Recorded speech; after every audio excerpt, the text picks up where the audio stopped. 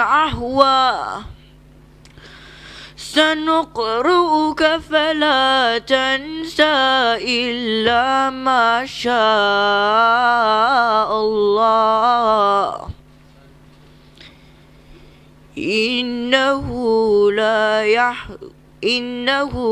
يحزن ولا يخفى ونيسرك لليسرى فذكر إن نفعت الذكرى سيذكر من يخشى ويتجنبها الأشقى الذي يصلى النار الكبرى ثم لا يموت فيها ولا يحيا قد أفلح من تزكى وذكر اسم ربه فصلى بل تؤثرون الحياة الدنيا والآخرة خير وأبقى إن هذا لفي الصحف الأولى صحف إبراهيم وموسى صدق الله العلي العظيم.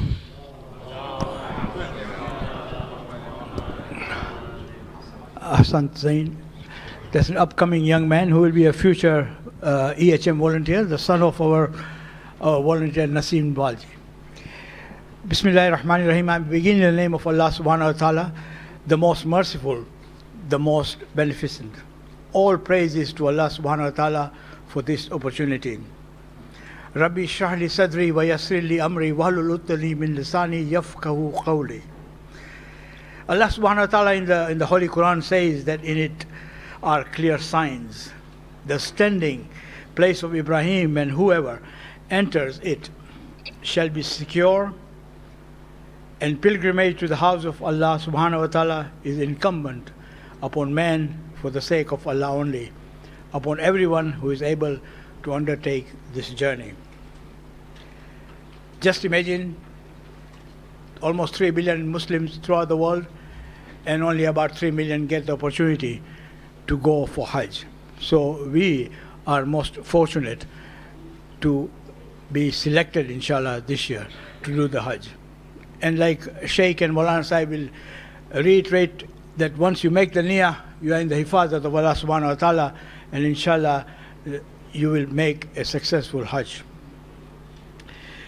Maulana Sahib, Kalbi Abbas Sahib, Sheikh Hilli, Sheikh Ladak is not here with us today, he will be coming in later on.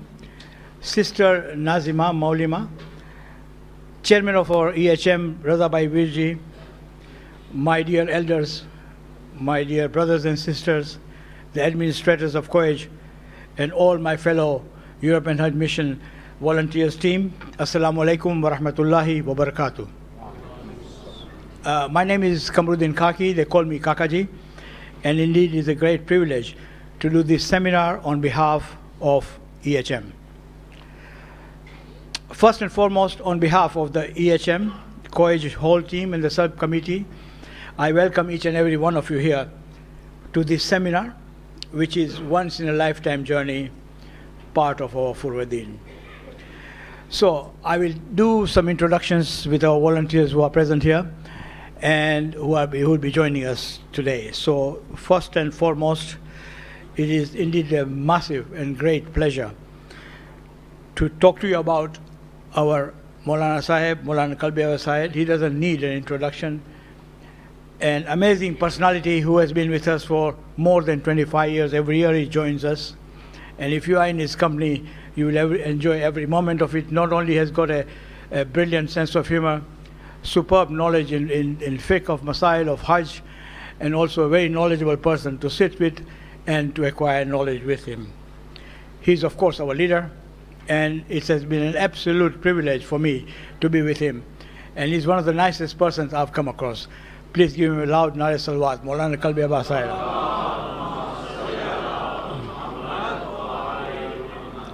On my right here is Sheikh Muhammad Al-Hili, another TV personality. Sheikh Hili has lectured throughout the world. He goes for ziyarat every year, joins the groups, etc., and actually leads those groups. He has been with EHM for Hajj many times. A very knowledgeable person, and actually today he's also written a book on Baqi, which will be on sale here for £5. Normally it's £10 or 50% off for us. Please support it, buy it, and it will be a very useful book. Sheikh Hili will be doing the seminars here in Medina and in Makkah with Sheikh Ladak. Okay. Unfortunately, just recently he had a personal event in his life where his young son was taken ill, Hadi. So I want you, each one of you, please, to recite Amma Yujib with me for his shifa. And while you are in Hajj, please remember young Hadi everywhere, okay, for a full recovery. So, Bismillahir Rahmanir Rahim. أما يجيب المضطر إذا دعاه ويكشف السوء أما يجيب المضطر إذا دعاه ويكشف السوء أما يجيب المضطر إذا دعاه ويكشف السوء أما يجيب المضطر إذا دعاه ويكشف السوء أما يجيب المضطر إذا دعاه ويكشف السوء يا الله صلوات أحسن Al-Fatiha, Shafa Mariz.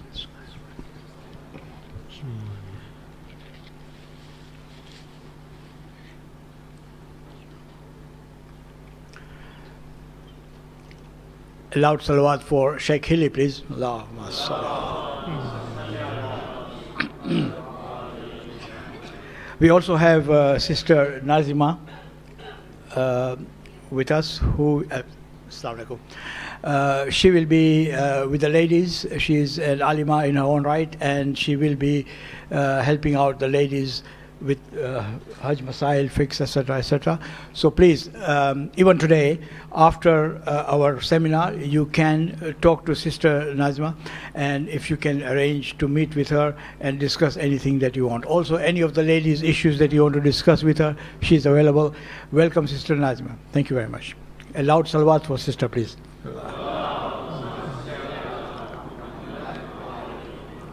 I would be missing a point if I don't mention our ex-leader who started this Hajj mission, Brother Ahmad Bhai Dungarsi, and so just to mention him, otherwise I'll be told off as soon as I leave this place. Nazir Bhai Virji, one of our veterans here, if he's here, you can stand up.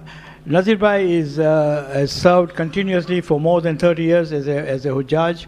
And he's the one who is going to be responsible for all the bags that you see you'll be given. He's also our electronics doctor. So when you are in Makkah Medina, you'll be given a radio, a personalized radio, which you'll receive all the lectures are straight into ears, so we don't have to shout our heads off, nothing. And all this has been devised by Nazir Bhai. He's also a program manager, works with me. Or rather, I work with him, and so where is Nazir Bhai? Okay, yeah, he's doing the bags. So you see, even now we are enjoying your kebabs and bhajiyas. He's doing the bags. Dr. Shiva, who is not here, but he is also part of the medical team. Then there is Dr. Akil Nur Muhammad, who is also not. He lives in Dubai, joins us normally. This year, unfortunately, he's not joining us, and. He's also part of the medical team. Dr. Mohammad Was Khaki, who is the head of the medical team, he should be here, but I see Sayyida is here, but Sayyida says to me that he's on his way here. Okay, and then we have Nasim Baji. You heard his young son reciting brilliant Quran. Yeah, he's a pharmacist married with 3 children, is involved in general logistics and medical camp. Of course, you can't miss the name Mustafa Daya, a very hard-working young man, you will see him all over the place. And he joined the team in 2011, and he helps with the arrangements and the preparation of Hajj works. with everybody concerned here. Recently appointed as one of our directors at EHM, so he has got a long, many years to serve for EHM, inshallah. And Kakaji, you know me, my first Hajj was in 1989, and I've been going for Hajj with the group ever since then, alhamdulillah. And I'm also part of the medical team. I'm a pharmacist by profession, and also in the programs situation. Oh, by the way, Sheikh Hilly is a pharmacist as well. Yeah.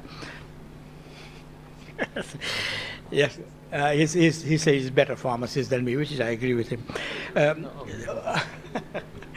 Glambas Jafar, the brother of Mohsin Jafar. There's Mohsin Jafar, the two brothers who also join us in the team, who work hand in hand with the kitchen there, the buying of the stuff, the arrangements of the tables, etc. in Makkah and Medina, all over the place. And you won't miss him, because whenever you want water, you'll be asking for Mohsin and Abbas for water.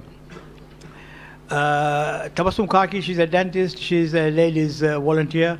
Then there is Muhammad Panju, administration and logistics. Of course, Hidayat Rasul has joined us. You can see they're chatting away at the back. Hidayat is also in administration and logic. Mohsin Hassan, always smiling, mashallah. He's also in logistics and administration. Muhammad Roshan Rafai, another administration and logistics. And I think they're all joining us this year for Hajj. Except, no, maybe not. Okay, one or two may have not been joining us, but that's the story. That's part of the team. Then there is Dr. Muhammad Akbar Muhammad Ali, who is also the president of the COAJ, Council of European Jamaats, and he's part of our Hajj volunteer group. He's been coming in the last 3 years with his dedicated wife, Zinat Bai Muhammad Ali. And of course, a young Muzammil Jafar, who may not be here today, but he's also one of the volunteers in the logistics side of it. Okay? And let me just quickly introduce you. Sorry, this may be boring to you, but there's admin team and the COAJ team behind this, which actually so that we can put all the people together. And there's Sister Alia Walji, Sadaf Jeraj, Siddiqa Kareem, and Fatima Zehra. And a very loud salawat for the admin team of COAJ. You have really put everything together. Salawat.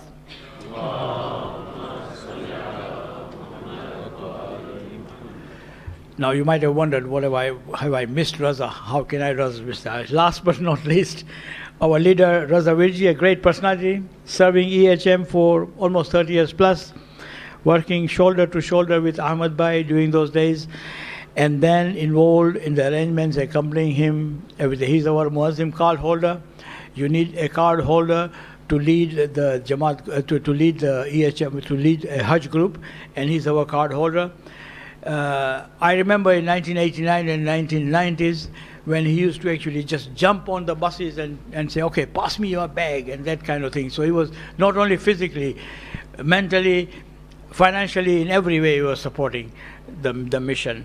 So it's a pleasure to have Raza Bhai with us, and may Allah subhanahu wa ta'ala give him a long life, and may he serve EHM for a long time.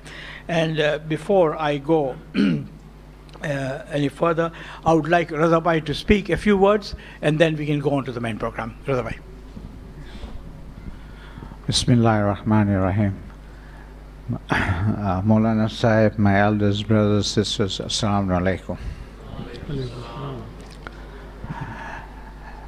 I'd like to first of all welcome you all to this seminar and thank you all for choosing EHM to serve you. Council of European Jamaat is a body which consists of all the small Jamaats throughout the UK, and then it comes into one big body that is known as the Council of European Jamaat.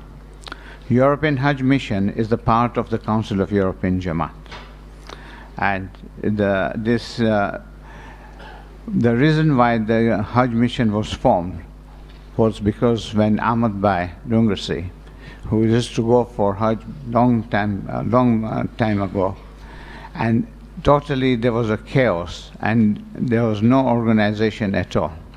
People used to go to Makkah, then they had to park their bags somewhere, leave their ladies to look after the bags, and then they used to go and look after the accommodation.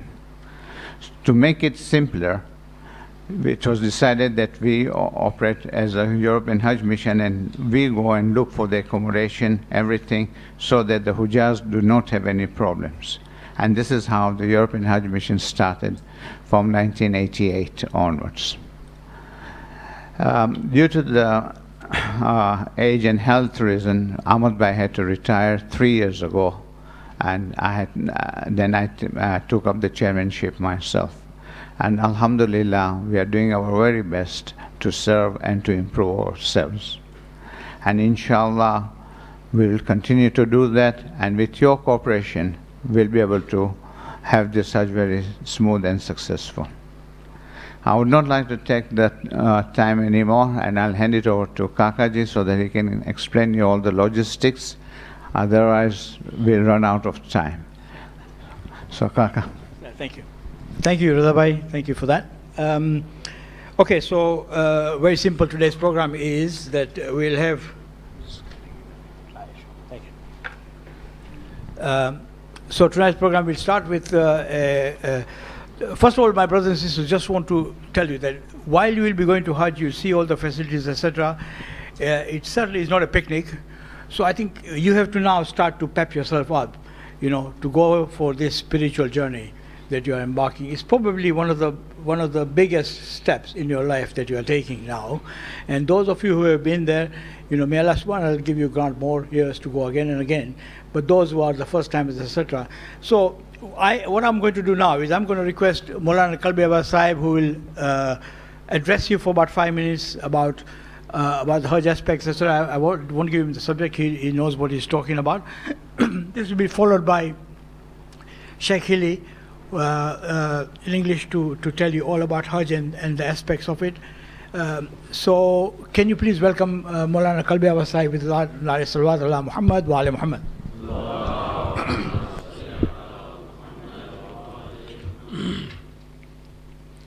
أعوذ بالله من الشيطان الرجيم بسم الله الرحمن الرحيم الحمد لله رب العالمين والصلاة والسلام على سيد الأنبياء والمرسلين وعلى بيته الطيبين الطاهرين المعصومين ولعنة الله على أعدائهم أجمعين رب اشرح لي صدري ويسر لي أمري واحلل عقدة من لساني يفقهوا قولي أما بعد قال الله سبحانه وتعالى في كتابه المحكم ولله على الناس حج البيت من استطاع إليه السبيل صلوات पे محمد वाले।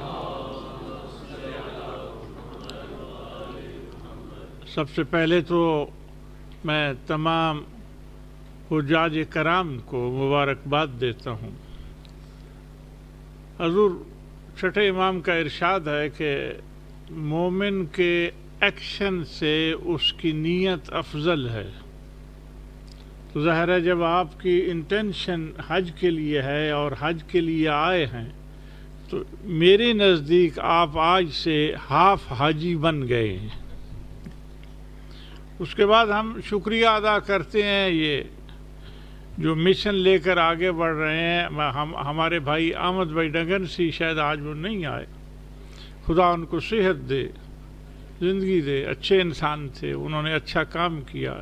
ये उनकी organisation है कि जो आगे बढ़ रही है और उनको बराबर जो है सवाब मिल रहा है। जी। दूसरा रहा ये कि हमारे जो प्रेसिडेंट है अब इसके, वो रज़ा भाई हिरजी, यकीनन वो एक बेहतरीन आदमी है और उन्होंने सीखा है अहमद भाई से और जो है अच्छे ऑर्गेनाइज़र हैं। और नज़ीर भाई हैं और उसके बाद नसीन भाई हैं, उनको हच्छू बोलते हैं। मुझे मालूम है हच्छू हैं या हश्शू हैं, ये आज तक मैं डिक्लेयर नहीं कर सका। जी। अब उसके बाद आगे है हमारे कमरुद्दीन खाकी। तो पहली दफ़ा इनका नाम इनकी ज़बान से मैंने सुना। हम हमेशा इन्हें काका जी बुलाते हैं। जी। और उर्दू में काका बच्चे को बोलते हैं, समझिए बात। हाँ, बच्चे को बोलते हैं, लेकिन गुजराती में काका बड़े को बोलते हैं। अब मुझे मालूम नहीं ये अभी चाइल्ड हैं या बड़े हैं, ये कुछ। अब हजूर आजकल मैं कंफ्यूज हूँ इनके नेम से भी कि कमरुद्दीन अब बाज कमर काफ कशिश से बोलते हैं कि अगर राइट और दूसरा कमर है वो काफ दो नुक्ते से 2 डॉट ऊपर होते हैं, तो मालूम नहीं है कि ये काफ कशिश वाले कमर हैं, ये वो 2 नुक्ते वाले कमर हैं। समझिए बात। अब उस अगर काफ कशिश वाले हैं तो उसके मीनिंग है बैक साइड जो है, समझिए। और अगर 2 ऊपर डॉट डाल दिया जो उसके मीनिंग है मून, तो मालूम नहीं ये मून है या हजूर बैक की वो पीठ साइड है। समझिए बात। तो अब रहा ये कि अगर काफ कशिश ली जाए तो ये शटरांग पीछे से बन जाएंगे कि हमें पुश करेंगे हज पर कि आप सही चले, यूं चले, वो चले। समझिए, जितनी बैक साइड जो है शटरांग होगी तो इतना हज अच्छा होगा। समझिए बात। अब दूसरा है कि अगर माशाल्लाह वो 2 नुक्ते वाले हैं तो ये रिलीजन के मून हो गए भाई। जब रिलीजन का मून साथ हो तो मून कौन है हजूर? अल्लाह अकबर, अल्लाह अकबर। एक सलवात पढ़ दे मोहम्मद। व शम्स व ज़ुहाहा वल कमर इज़ा तलाहा। शम्स पैगंबर खुदा की ज़ात है और मून अमीरुल मोमिनीन की ज़ात है। समझिए बात। अब हजूर हम हज पर ये सब का शुक्रिया, ये वो सब तारीफ़ें हो गई। हमारे मोहतरम हिल्ली साहब भी हैं और ये हमारे लिए बायस बरकत है, मर्सी है माशाल्लाह। आपको बेहतरीन लेक्चर सुनाएंगे। और इस दफ़ा 2 मौलवी नहीं हैं, 3 मौलवी हैं। और ये प्रॉब्लम है बेग, 2 मौलवियों में मुर्गी हराम होती है। समझिए। तो ये 3 मौलवियों में बेचारी मुर्गी क्या करेगी? समझिए बात। तो इसलिए हजूर ये हमारे लिए नेमत है। और हमारा अजीज़ लाडक भी आ रहा है, तो जी जाफ़र लाडक है, तो वो भी हमारे लिए नेमत है माशाल्लाह।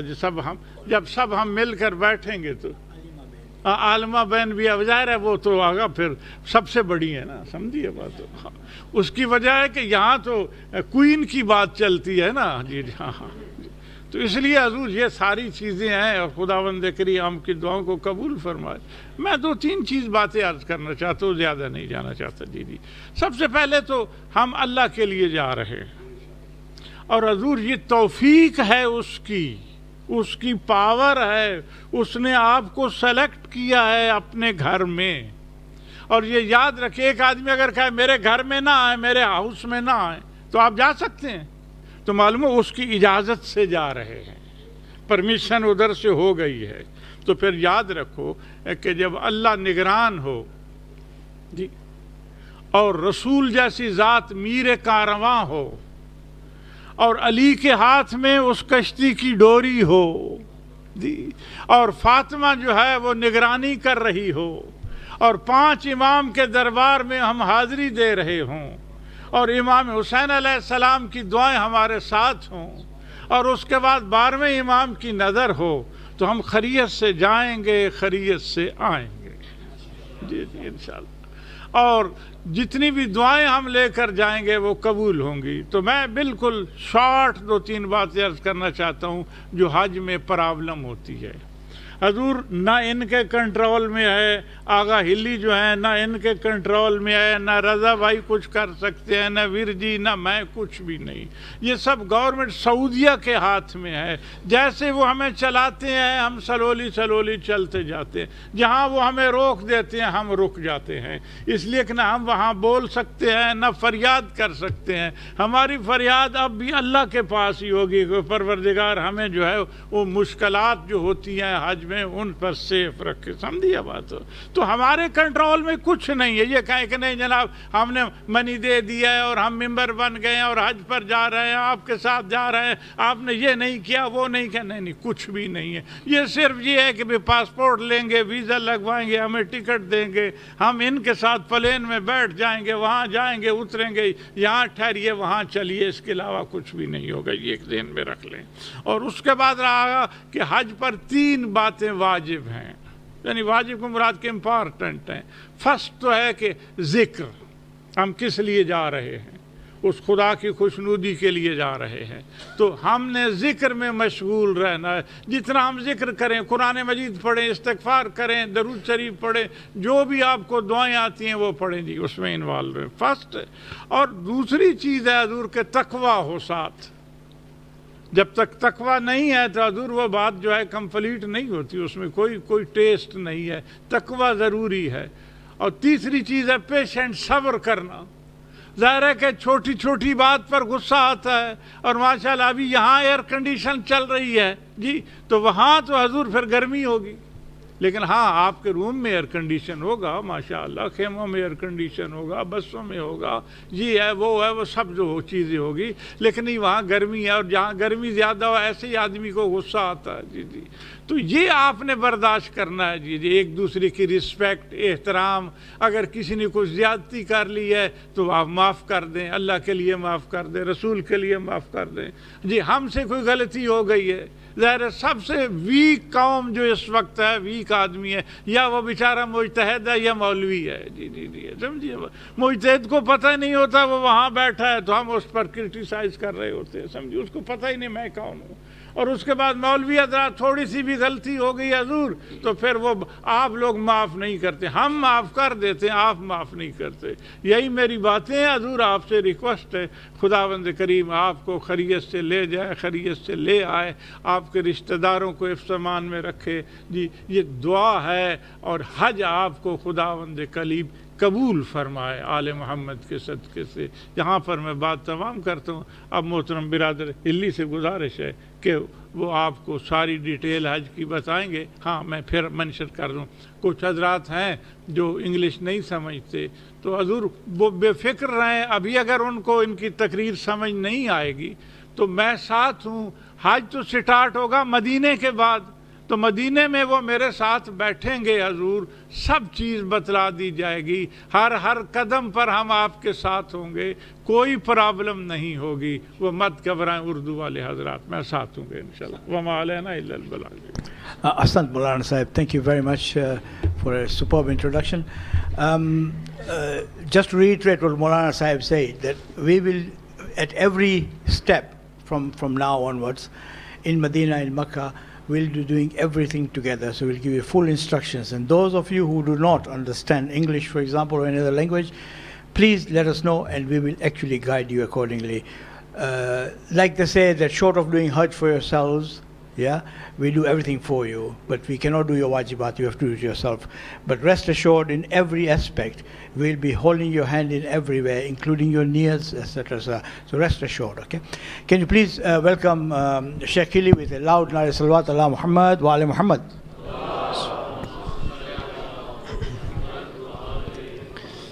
Last 5 minutes, my Urdu has become much better.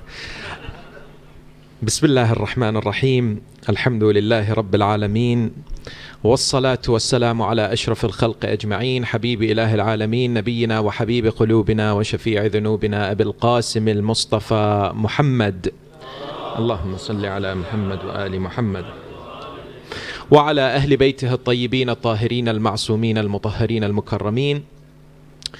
Respected scholars, elders, brothers and sisters, Salamun alaikum wa rahmatullahi ta'ala wa barakatuh.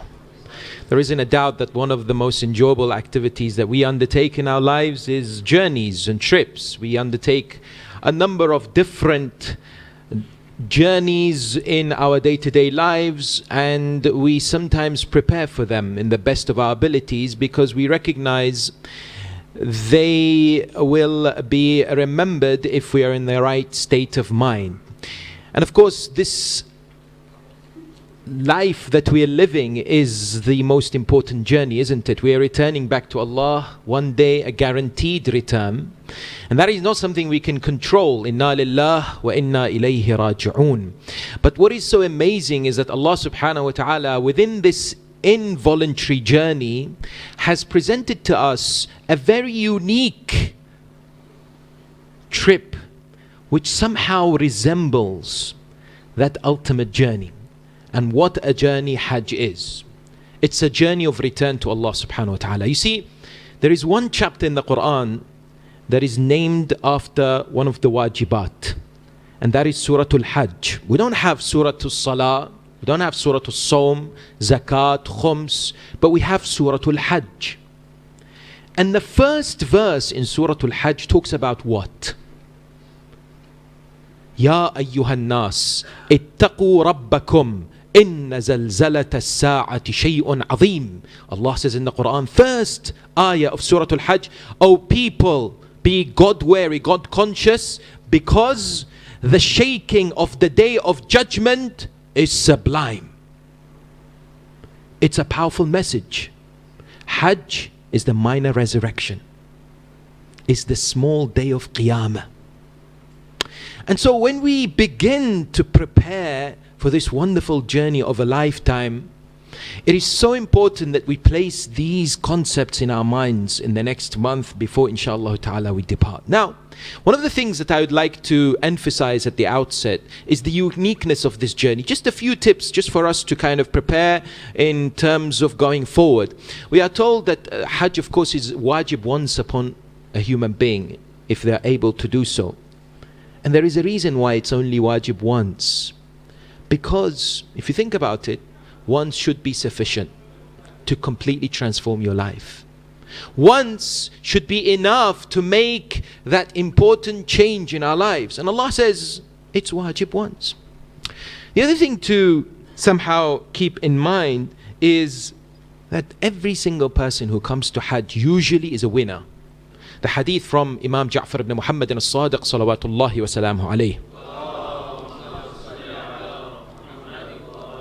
says the people who return from Hajj are winners, but the degree of their fruits depends on how they perform the Hajj. So they either come back with their family and their wealth protected, or their past sins forgiven, or Allah has released them from the chastisement of hell. It's one of those three. In fact, another very key feature of Hajj, which I have not seen any other act of worship mentioned as such in the Quran, is where Allah specifically says there are great benefits. لِيَشْهَدُوا مَنَافِعَ لَهُمْ. There are wonderful benefits. Manafi' here is used in the Quran to illustrate that it is all open for people to take as much as they want. And in fact, there is a beautiful narration from the Holy Prophet Muhammad sallallahu alayhi wa alihi wa sallam.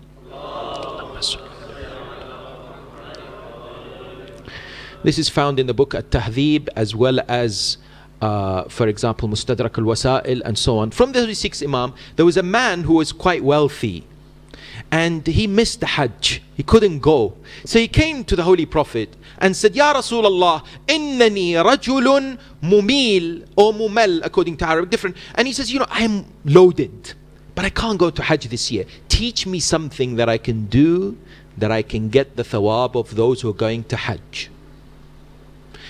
Just in between brackets, one of my friends who happens to be a speaker, once he says, I was traveling, and I was traveling on business class or first class, and I saw one of the brothers I know in the community, not here, don't worry, in America. And he says, he was having ma'udallah, wine, alcohol. So he says he was so surprised to see me, and he's like, oh brother, what are you doing in first class?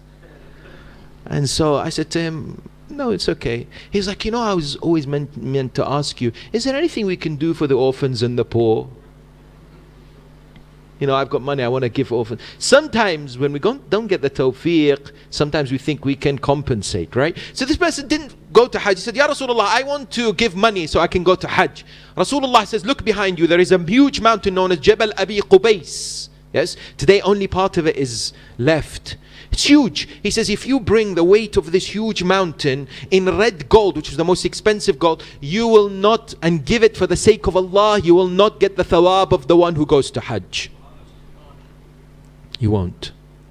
Then he says, let me tell you, the person who makes a determination to go to Hajj and starts to pack their bags, the moment they pack their bags, the Prophet says, Allah will give them 10 hasanat, remove 10 sayyat, and raise them 10 statuses, darajat. When I read this many years ago, I decided to pack my bag quite early. So what happens there? The Prophet of Islam says, then when they start the journey, Allah does the same.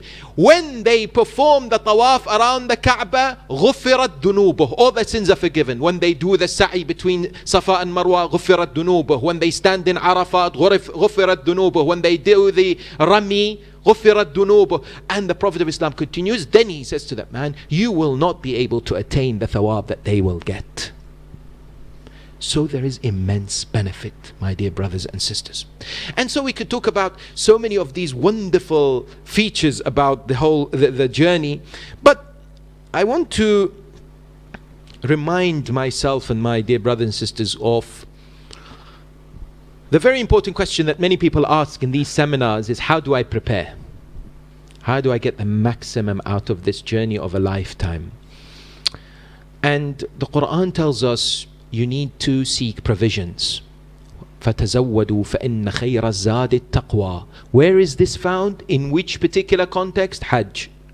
Quran says take provisions, but the best provision is God consciousness. And we know this is a story of many acts of worship in the religion of Islam, isn't it? From fasting that we've just completed, yes, towards acts of charity. Taqwa is the ultimate goal. But Allah subhanahu wa ta'ala says have that in the mindset. Here's the message. The more you invest in your Hajj, the more you'll get out of it. In terms of what? Dedication. Now there are people who go to Hajj just so that they can get a tick. There are people who go to Hajj just so that they get the title Hajji or Hajjiya. But there are people who go to Hajj aiming to return the best possible spiritual state possible ever. So, in order to say, and my time's needed up, but just a few points about how to prepare in the next month. What are the steps to prepare? What is Hajj? What does it mean in Arabic? It means al-qasd, intention. Maulana Sahib spoke about niyyah, I think, in the half that he wasn't talking about Kakaji. Yes. So the qasd means intention. As you will see, inshallah, as Kakaji mentioned correctly, we will be there with you, niyyahs, everything, support, spiritual tips, we will give as much as possible. But you see there's so much emphasis on intention in Hajj. Yes? Because it's all about sincerity. The story of our lives is about ikhlas. Right? And it's very important that at the outset, before we go and during our journey there, we clear our mind and we are doing everything for the sake of Allah, not for anything else. This is very, very important. It's a great lesson in life to inculcate purification of thought and action. And I remember there's this true story that there was once an individual who was going to Hajj from Iran. And it was back in the time it would take maybe several months to travel. And his mother said to him that when you get there, after you complete the Hajj, can you please get me this special comb that it only produce in the land of Arabia? Nowhere else in the world you can get it, right? So just pick it up for me after you finish and bring it with me. You know, when we travel, we often say to people, do you need anything? And people tell us, yeah, dua please. And maybe if they're very close to you at some dates, yes, so on. Now the key thing here is that this man left. After a week he came back. So his mother said to him, why are you back?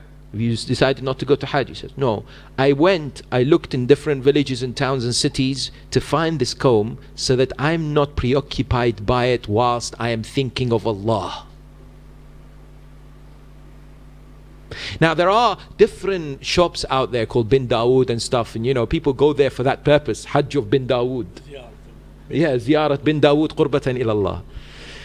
And that's unfortunate because obviously materialism can get in our way of our spiritual growth. It can be a major obstacle of our stagnation in our journey towards Allah subhanahu wa ta'ala. And so we have to definitely clear our mind. Number one. Number two, clear our dues and anything that we may not have paid. If we can pay our loans and debts off, do so. If there is any khums or zakat, for that matter, huquq shar'iyya, make sure you clear that as well. In addition to this, it is highly recommended to seek, of course, the forgiveness of people. Aim to board that flight from Heathrow, or everyone from Heathrow this year? Yes, very good. Aim to board that flight from Heathrow with only one being upset with you. Shaitan. Aim. Have that, yes? Now, most of us would have severed our relationship or not happy with person X, Y, and Z. Yes, it could be a Man United supporter, whatever, yes? But let's, for the sake of Allah, just go and reconcile for the sake of Allah so that we can go to Hajj. I have had, alhamdulillah, with the privilege of being with EHM and other groups over the last many years. People come to me in Mecca and Medina, oh, I've just remembered someone who's really upset with me, what do I do? And at that time we didn't have Sheikh WhatsApp. We couldn't contact them and please forgive me and so on and so forth. Do so here, right? Try to go with a clean slate. That's number two, that's first preparation. Number three, My dear brothers and sisters, read as much as you can. So there are a number of books, because normally people ask which books you recommend, that I would recommend you to and they're all available in al-islam.org. The more you can understand the whole rituals of Hajj and what happens, the more you're looking forward and eager to perform them, the more you can extract spiritual, powerful, influential aspects in your lives. Yes? So there is a really good book called Secrets of Hajj by Ayatollah Mazahiri. This is found in al-islam.org. It's small, but it's quite useful. Secrets of the Hajj. Then there is, of course, the famous book of Dr. Ali Shariati, but it comes with a warning. Because every year we have people, as well as the famous hadith of Shibli, with the holy fourth Imam, Imam Zayn al-Abidin al-Sajjad, salawatullahi wa salamu alayhi.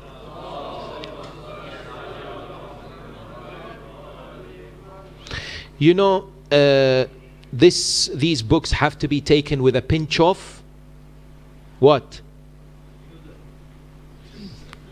I was going to say masala spices, but pinch of salt. Why? Because they demonstrate, they speak about the highest forms of Hajj, and people sometimes really feel dejected or demoralized when they read this, and Imam Zayn al-Abidin says, if you didn't do this, then you haven't done your Hajj, right? So please don't psych yourself in a way that, my God, if I don't get this done, then what's the point of my Hajj? Hajj, there are two aspects to it. There is the jurisprudential and there is the spiritual.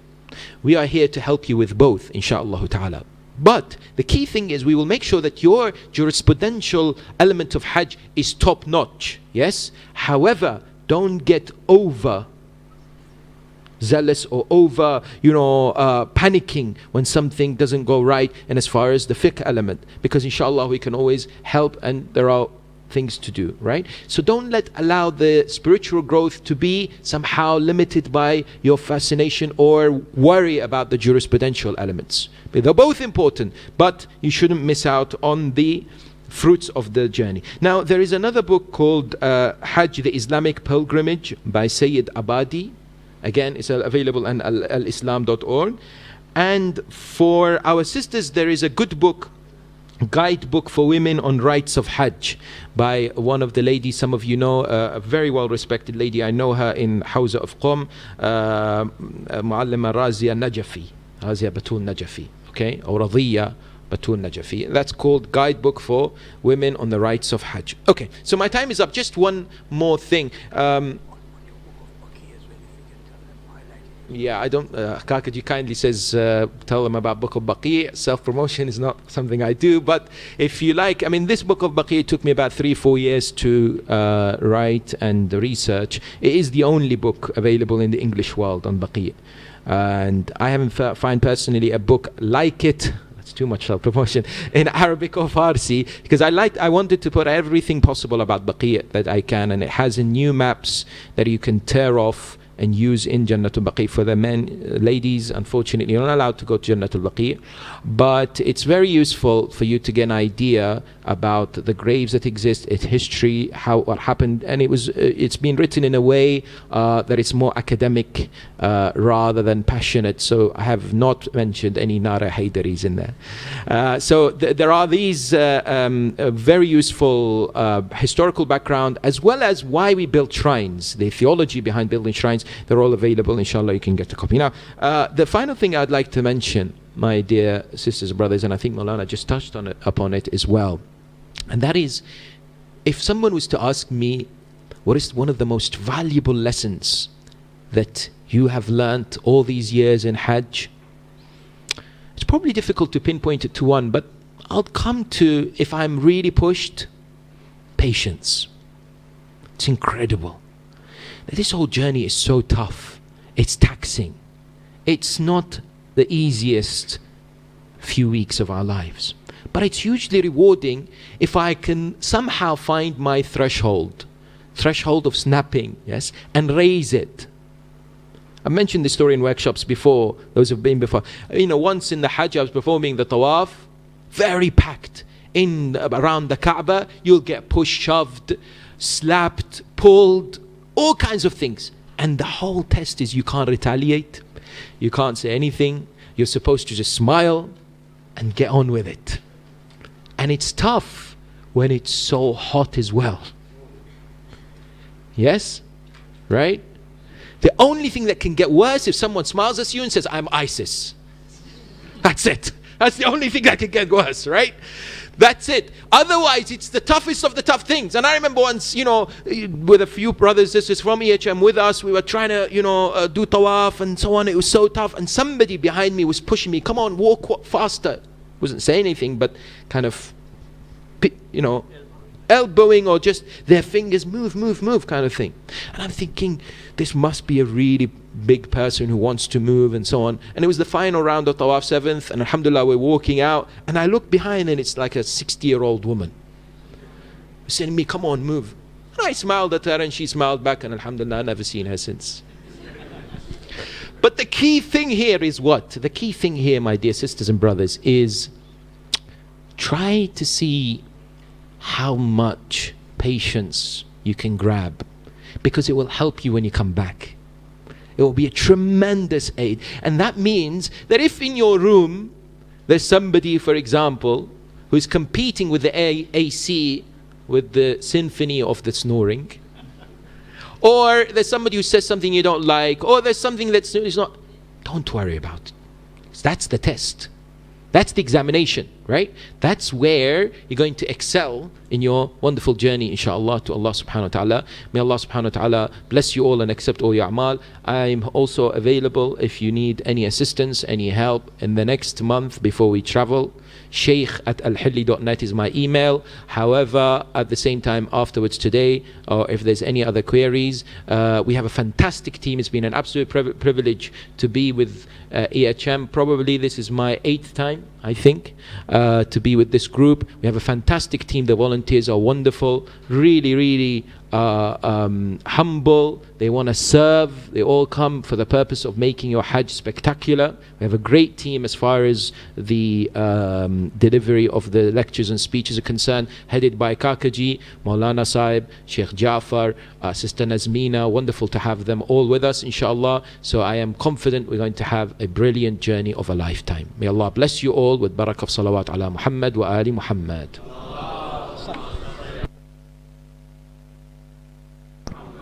That was very enlightening. Thank you very much, Sheikh Hilli. Can I have a loud Nale Salawat for Sheikh, please?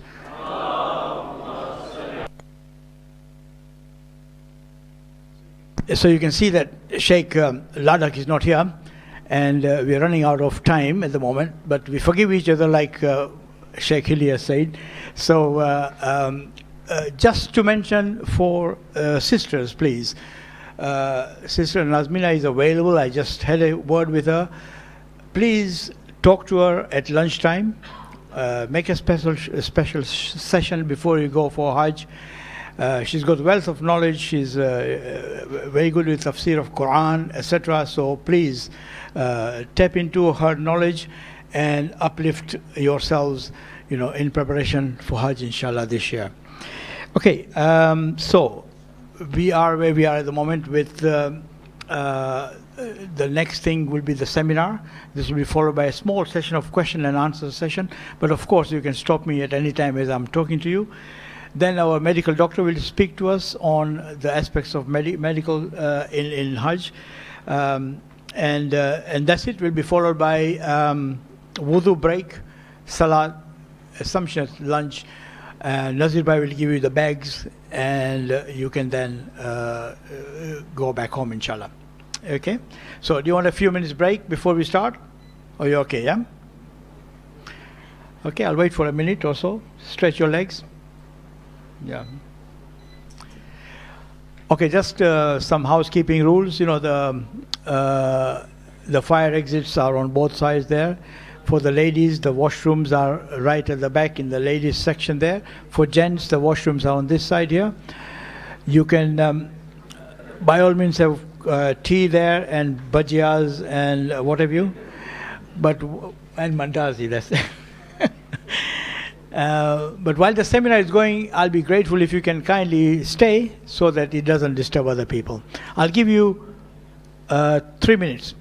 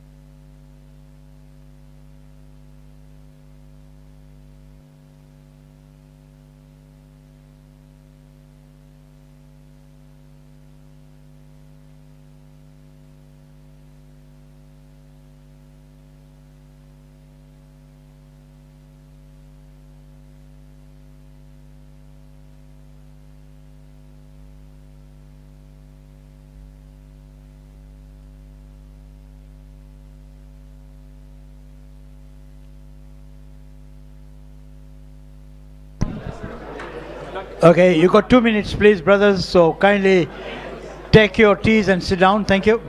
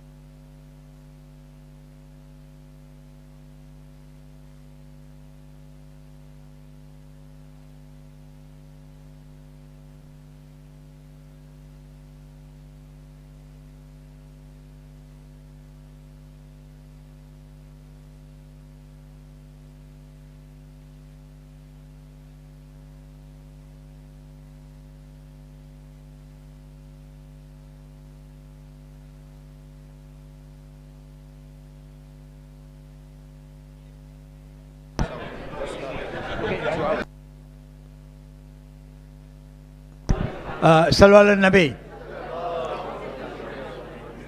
Bar Muhammad wa ali Muhammad salawat. Okay, brothers and sisters, kindly settle down.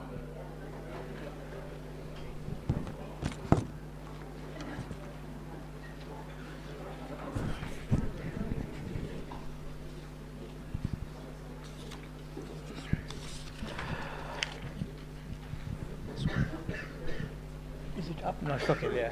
What they're doing, they're recording it all over, so they're just, yeah, I'll leave it, doesn't matter. But anyway, Bismillahir Rahmanir Rahim. So we start our seminar now. Like our most eloquent lectures has just mentioned, so from today, we are one big family. All of us are family members. Yeah, so you can start exchanging telephone numbers, etc., with each other, and this will be your family going onwards. And I'm telling you this from experience of all so many years. I have made so many friends, and they will become my family friends, and you should start to inculcate that now today. So we are a family going from here to Hajj, inshallah, and coming back. You and I are both in the same position, same as Sheikh Hili and myself with you. We are all Hujjaj, inshallah. Okay, and we have actually, if you think, we have paid exactly the same amount of money that you have paid. So it's not like I am being sponsored and you are not being sponsored. I've paid exactly the same amount of money that you have paid. So both of us are in the same boat. So there's nothing like them and us. We are all the same. Okay, it's just that we have taken upon ourselves to serve fi sabilillah for the sake of Allah subhanahu wa ta'ala. And so there's nothing like I am your boss, you are my boss, or this and nothing like that. Whatever we can do to each help each other will be fine. We'll organize it. We'll request youngsters to help us with our bags there. Yeah. One of the most important aspects of Hajj is to serve. Okay, and to serve anybody, it doesn't really matter who it is. Yeah. So if you have to sacrifice your mandazi for somebody else, yeah, do that. Okay, and this will be, as Sheikh Hili mentioned to you, that the biggest sacrifice for Hajj is to serve people. Okay, and to serve people is to bring yourself closeness to Allah subhanahu wa ta'ala. Okay, and Hajj Kabul, inshallah. So let's now, we are one family, like I said, we are all together, so there's no need to complain. Who will you complain to? You'll say to me, Kakaji, I didn't do this, you didn't do this to me. who am I going to complain to you? To come to you say, look, why did you not help me here? No, we are not complaining. We're going to work with each other. We are the same family, yeah, and how families work. Is that clear, I hope? Yeah? So we are all on the same board. There's nothing like bosses or something like that, yeah? Kindly follow our instructions. We have got a very wide experience. For example, we've been going for more than 30 years every year for Hajj. So there's 12 volunteers, about 360 years of Hajj experience, if you like, if you want to multiply that way. So we probably know each and every aspect of the Hajj. Yeah, there are things changing every year, okay, in Saudi, right? And the routes slightly change, etc. But we suss it out and we guide you accordingly. So when we give you the instructions, there is some wisdom to it. Kindly follow instructions. Will make life easier for us. Okay.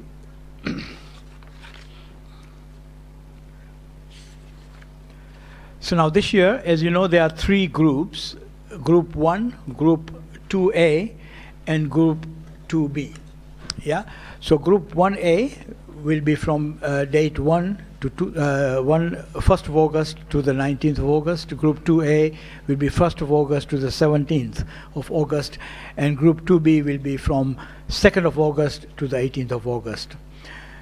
Although they will be arriving on a separate day in Mecca, so in Medina, we'll all be together in Medina, and then we will travel via Masjid al-Shajara, which is the Miqat, okay, to Mecca together, and we'll all be in Mecca together.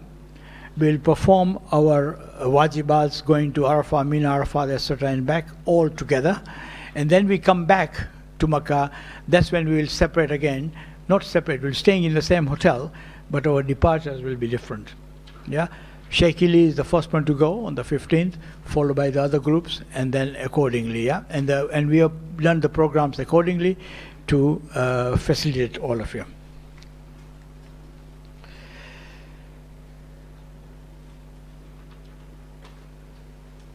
So now, please allow me to take you from London back to London. Okay, so all groups.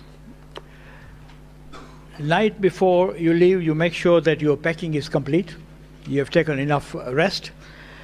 You prepare for your journey of lifetime. Take out sadaqah. Check EHM website for any last-minute announcements. And we will be forming WhatsApp groups, so you'll get WhatsApp messages. So always check WhatsApp messages. Now, as far as Medina and Makkah is concerned, there's Wi-Fi fully available. But yes.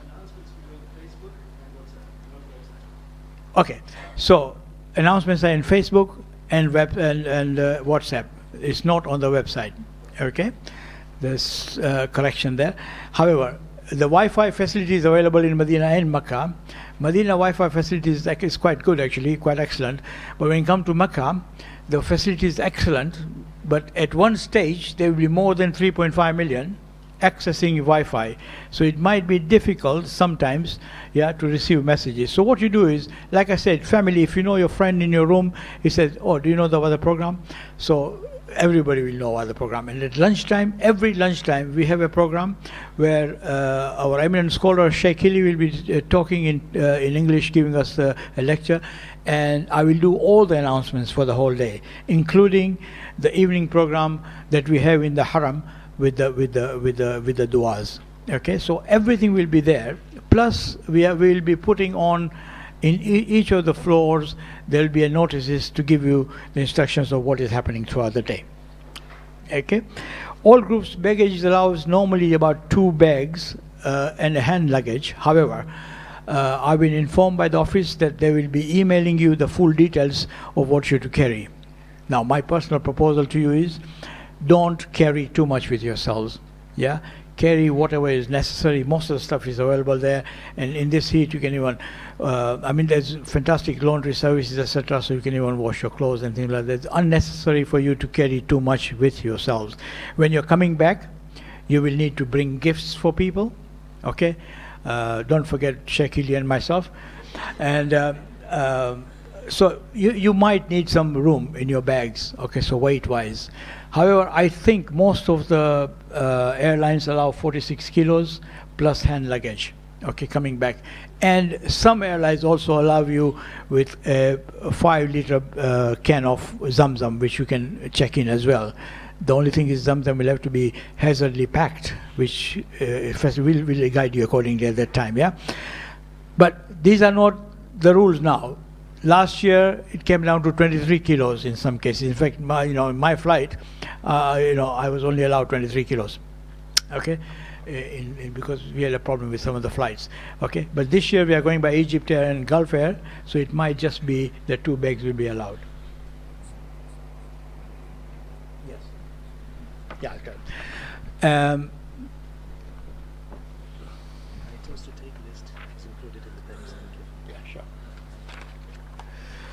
Thank you, Mustafa. So as you can see that the list of what to take for Hajj, you've all been provided that. Yeah, so that list you just follow it to the brim. This is very experienced list of ours, and you will not need more than anything like that, yeah.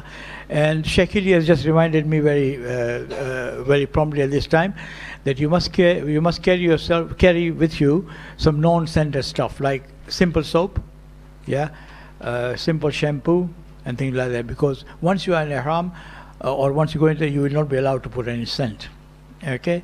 Now, if you have friends or family, like we've got Hassan and his son are coming, so they can share 1 bottle or something, and then they're in the room as well. Once you are there, you can share 1 bottle and take it from there. And this will apply to you all the way through. Once you get into Mina Arafat as well, unless you finish your Tawaf Nisa, you will still have to be without scent. So, you have to be cognizant of that. So please carry simple soaps, etc. Okay. So we'll advise you by email, and you just follow those instructions, please. Okay. For all the groups, reporting time is about 4 hours before the departure. 4 hours before departure. Sometimes you reach there 4 hours before departure, and within the hour you are through, and you're going to say, why did you call us so early? Yeah. And sometimes it could be that only half an hour is left before you go. Okay, it all depends on the. We cannot take a chance. We are a group. If any one of you is left out, the whole group will suffer.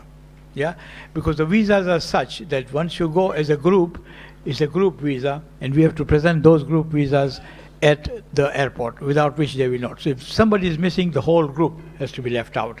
So apologies from the very beginning here, but 4 hours is a safe time to be there, and please make sure you are there. When you come to the airport, the EHM staff will be very visible. We will be wearing our yellow jackets. Nazir, yellow jackets? Yellow jackets we'll be wearing? Yeah, yellow jacket with EHM written on it, okay? Yeah, and we'll give you some goodies. For ladies, we'll give you something that you put on your hijab here, so you could be seen everywhere, and it's quite a magical thing actually. Once you are in Makkah, Medina, you'll appreciate it, because when you're wearing your chadar, etc., the white chadar, that red thing stands out everywhere, and you can say that she's one of our, she's one of our ladies, yeah. And then we'll give you bag tags. Bag tags will bear your names with your room numbers in Makkah and Medina, okay, which you attach onto your bags. There's a reason for that. As soon as we are in Makkah and Medina, with the volunteers, we'll put your bags onto the floor that you are there, so you can go there. And then when we are going to Makkah, some of the volunteers will leave Medina early, sacrificing their time in Medina so that they can facilitate us in Makkah. They'll go and put all your bags in your room. So when you reach Makkah, okay, you have a quick break, and we can then go for Umrah Tamattu. Is clear? Right, so that's where we are at the moment, okay? We'll be taking quadruple rooms with full board, I think. Just to let you know that we are in Hotel Sofra Al Huda, which is about 3 to 5 minutes walk, about 400 meters to the gate entrance of the Haram, and this is in Medina. It's not very far at all. For the ladies, it's very close to the ladies' entrance that way, and for the gents, you can either go from the left or the right, and we'll be fairly close again. Yeah. What I propose very strongly, and Shakili will, has reiterated that many times, it is best to recite the namaz in the Haram. Yeah. So you can make it, you must go there. You're not on a picnic, like I said, although it might feel like it, okay, because there's 5-star hotels and things like that. But quite frankly, our time namaz in the haram, many fold. I don't know how many hasanats, but that you can discuss with Shakili on the number of hasanats you get for reciting namaz in the haram. And while you're in the haram as well, do your qada namaz. Okay? Do your namaz for those who have passed away for you. Every time you go there, every time I go there now, I do 2 rakat with the wajib. It's like a wajib thing for my marhumeens. Yeah? And you'll be amazed how much sawab that, I'm not a scholar, so I cannot give you any more than that, but I get a good feeling when I do the 2 rakat namaz, and I think you should do the same. Sorry, just a quick note about, namaz will, Kakaj is right, in Masjid al-Nabawi is 10,000 times greater than anywhere else except Masjid al-Haram, which is 100,000, so definitely do your prayers. The point I want to just quickly mention, 30 seconds, is some of them might want to have debates with you, some of them might want to somehow aggravate you. Don't get into these discussions with anyone, and don't trust anyone who's sitting. Yeah, so just don't, just get on with your Hajj. This is not to prove anything or politics or anything like that. It doesn't help. There are people embedded there. There are people, so it's fine. Just get on with your Hajj. And even in Baqi', for the men, there will be people who try to kind of trap you, and we have all been in that position before. So inshallah you can focus on the Hajj and allow anything else just to pass by. Ahsan. Ahsan, Sheikh, thank you very much for that. Room allocation, you'll be allocated with the rooms there. Those of you who want to stay in any kind of rooms together, okay, you can see Mustafa and suggest that. But otherwise, we will try to accommodate people the best way we can. But we will encourage you to get together with your families from now onwards, because once we are there, logistically it might be difficult. So see Mustafa, Daya, and we'll try to facilitate as much as we can. We want to make you as comfortable as you can, so that you can involve yourself in spirituality more than the argument of saying that my room is not this and that the other. If there is any shortcoming in the room, it is not down to us, really, honestly. We go to the same hotel almost every year. Yeah. The hotel is being fumigated, cleaned, everything is done as much as we can do in our power, okay, and everything is working. You will have good shower facility, everything that is there. In Medina it will be a 5-star hotel. In Mecca it is a 1-star hotel, but when you come back from Mina Arafat, it will become 10-star hotel. The beauty of the hotel in Mecca is that it's only about 10 to 15 minutes away from the haram. Okay, this is amazing. People, and I'm not comparing with any other groups, please don't go, I'm not going there at all. But people are outside Mecca, near Azizia and other places. It is jolly difficult to get into haram from there. Okay, it's about half an hour trip, and as you come to nearer the time of Hajj, it's impossible to get back, and the taxi drivers can even charge you up to 150 riyals, which is a lot of money from there. They may have slightly better accommodation because there might be bigger rooms, but really and truly, I believe, and we have always believed, that you are in Mecca so that you have access to haram every time. Yeah. Normally, a typical program of a young guy would be that they are with us after a program at about 10:30, 11 o'clock in the haram. We finish. We have a small biting. We do the tawaf, etc., and we come to the haram, rest for 1 or 2 hours, and the youngsters and boys, we all go to haram. Okay, we do our tawaf, we go to Mount Safa, all the du'as, etc. we do, and after that we wait for subuh namaz. Once subuh namaz is finished, right, then we come to the hotel. On the way back, you can buy some parotas, etc., and I like the one with some mince in it. So please, yeah. So you can buy those things. Breakfast will be there on the tables. You can have your breakfast and you rest. Okay. About 10, 11 o'clock, our sister Alima will have her lectures with the ladies. This will go straight into the lecture for lunch. Yeah, where you'll have the privilege to Jamaat Namaz with Maulana Kalbi Abbas Sahib, followed by the lectures. At the lecture time there, we'll have Suratul Yasin, Marsiya, and the Majlis. And the lunch. The lunch is home cooked lunch. Yeah. From past experience, it's shown that if you get food from the hotels there, it is floating with oil and whatever, and can make you sick. So we have decided that all the foods will be cooked there in the hotel, yeah, by our people. So that means that the likelihood of you getting ill is very little. Of course, inshallah, it's everything down to Allah subhanahu wa ta'ala, but if we try to avoid that. Second thing is that we give you water in every room, yeah, and we ask you to drink water as much. We try to ask you to tell you not to use fizzy drinks as much as possible. Okay, because fizzy drinks can give you throat ache. 2 or 3 things happen in Mecca and Medina. There are too many people there. There's a big crowd, so you are breathing very all sorts of air. Second thing is the dust. Okay, and then dust, and then in your room you got air condition. Okay, it's very hot there. It's between 45 to 48 degrees, and about 10:30 in the morning is about 42 degrees. It's not a joke. Okay, so we try to tell you not to drink fizzy drinks. We can't stop you, of course. Okay, drink water as much as you can.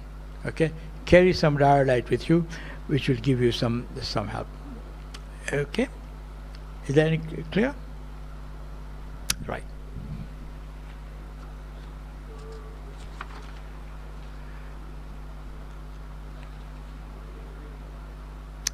Okay, so we have reached now Medina. In Medina, we'll be doing, once your rooms are allocated, in the evening, we'll do the Medina tour. So what we'll do is, Shakili, myself, and others, we will inshallah take you around the Masjid al-Haram, Masjid Nabawi. Yeah, so we'll start from a hotel. We'll show you all the landmarks of the masjid. We'll highlight what the masjid is all about. In the meantime, in your Hajj book, Hajj package that will come in your bags, you'll have all the dua books. And now we have got a very eloquent book here on Baqi, so you'll have all the details of Baqi as well. Okay, and all the highlights of, say for example, there is Sutun-e-Tawbah inside the Hajj, inside the Haram of Rasulullah. Yeah, so all the details are in the book. Okay, we will try to tell you where they are. We'll show it to you. Yeah, we'll also tour this with the gents. Okay, possibly with Shakili and myself and others. We'll take you inside to show you different places. Okay, then there is the Riyazul Jannah there, the piece of Jannah in Masjid al-Nabawi. Yeah, we'll tell you the essence of it, the beauty of it, and we'll try to guide you how to get there and what time is best for you. Okay, so that will be on the first night. We'll go out. First morning after Subuh prayers, we urge you, to do Salatul Layl in Masjid al-Nabawi, and stay for Subuh Namaz. And Sheikh Hili, Sheikh Ladak, myself, Nazir Bhai, and Maulana Sahib, etc. We will take you in Jannatul Baqi. This is for gents, unfortunately, because it's not allowed for the ladies. Okay, and we'll show you the different. We'll point to you so many things. One thing you should not do is take your books. Books are not allowed there. Okay, so you can do your ziyarah from home, okay, or from outside. Okay, but if you take your books there and do your ziyarah, the authorities don't allow it, and we should not go against the authority rulings. There's no need to argue with them. Okay, so we do ziyarah, and of course while you are there, the cupboards are there, and you can do your ziyarah from in your heart, and you can talk to our Imam alayhi salam that are buried there. Okay, it's quite clear there. Please don't carry any books there. Okay, as far as our sisters are concerned, our sister Alima will actually guide you and take you inside the harams for the ladies. This is for the ladies in Medina. Okay, there are some experienced ladies as well who go for Hajj many times. Sayyida Bai is here, and there are others who have joined us, Zinat Bai, and if Tabassum is joining, she will also be able to guide you. Okay, so you'll be led by our sister Alima here.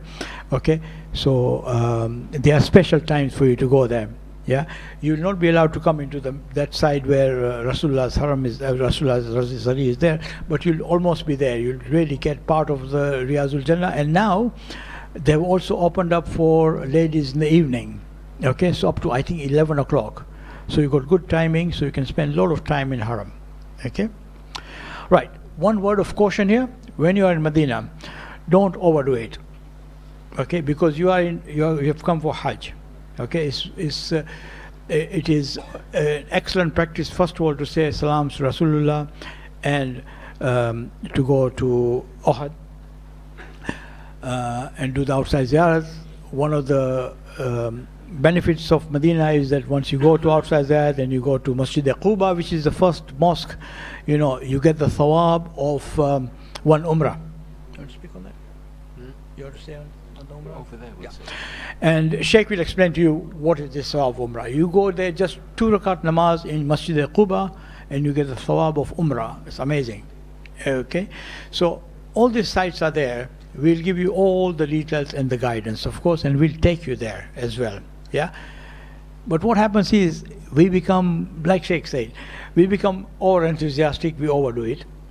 Okay, and then when we reach Mecca, okay, and then we are going towards Makkah to Mina, Arafat, etc. We are completely tired.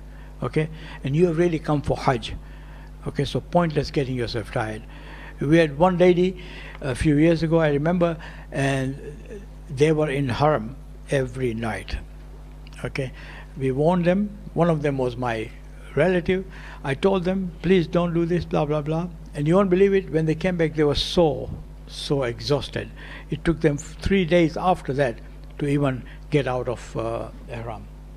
So pointless doing it.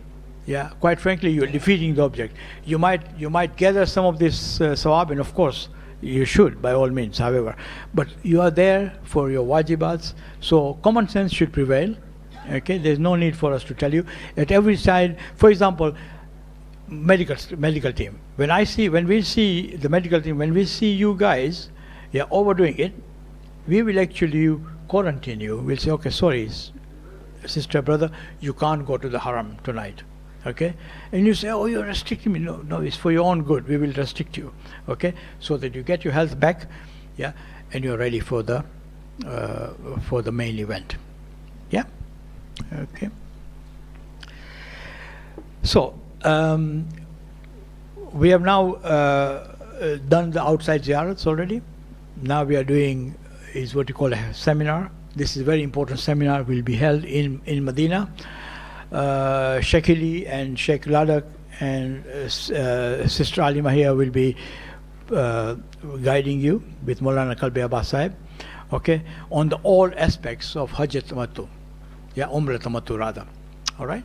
So you'll be leaving Medina in the afternoon. That afternoon, just after Asr namaz, and after Asr we'll go straight to Masjid al-Sajra.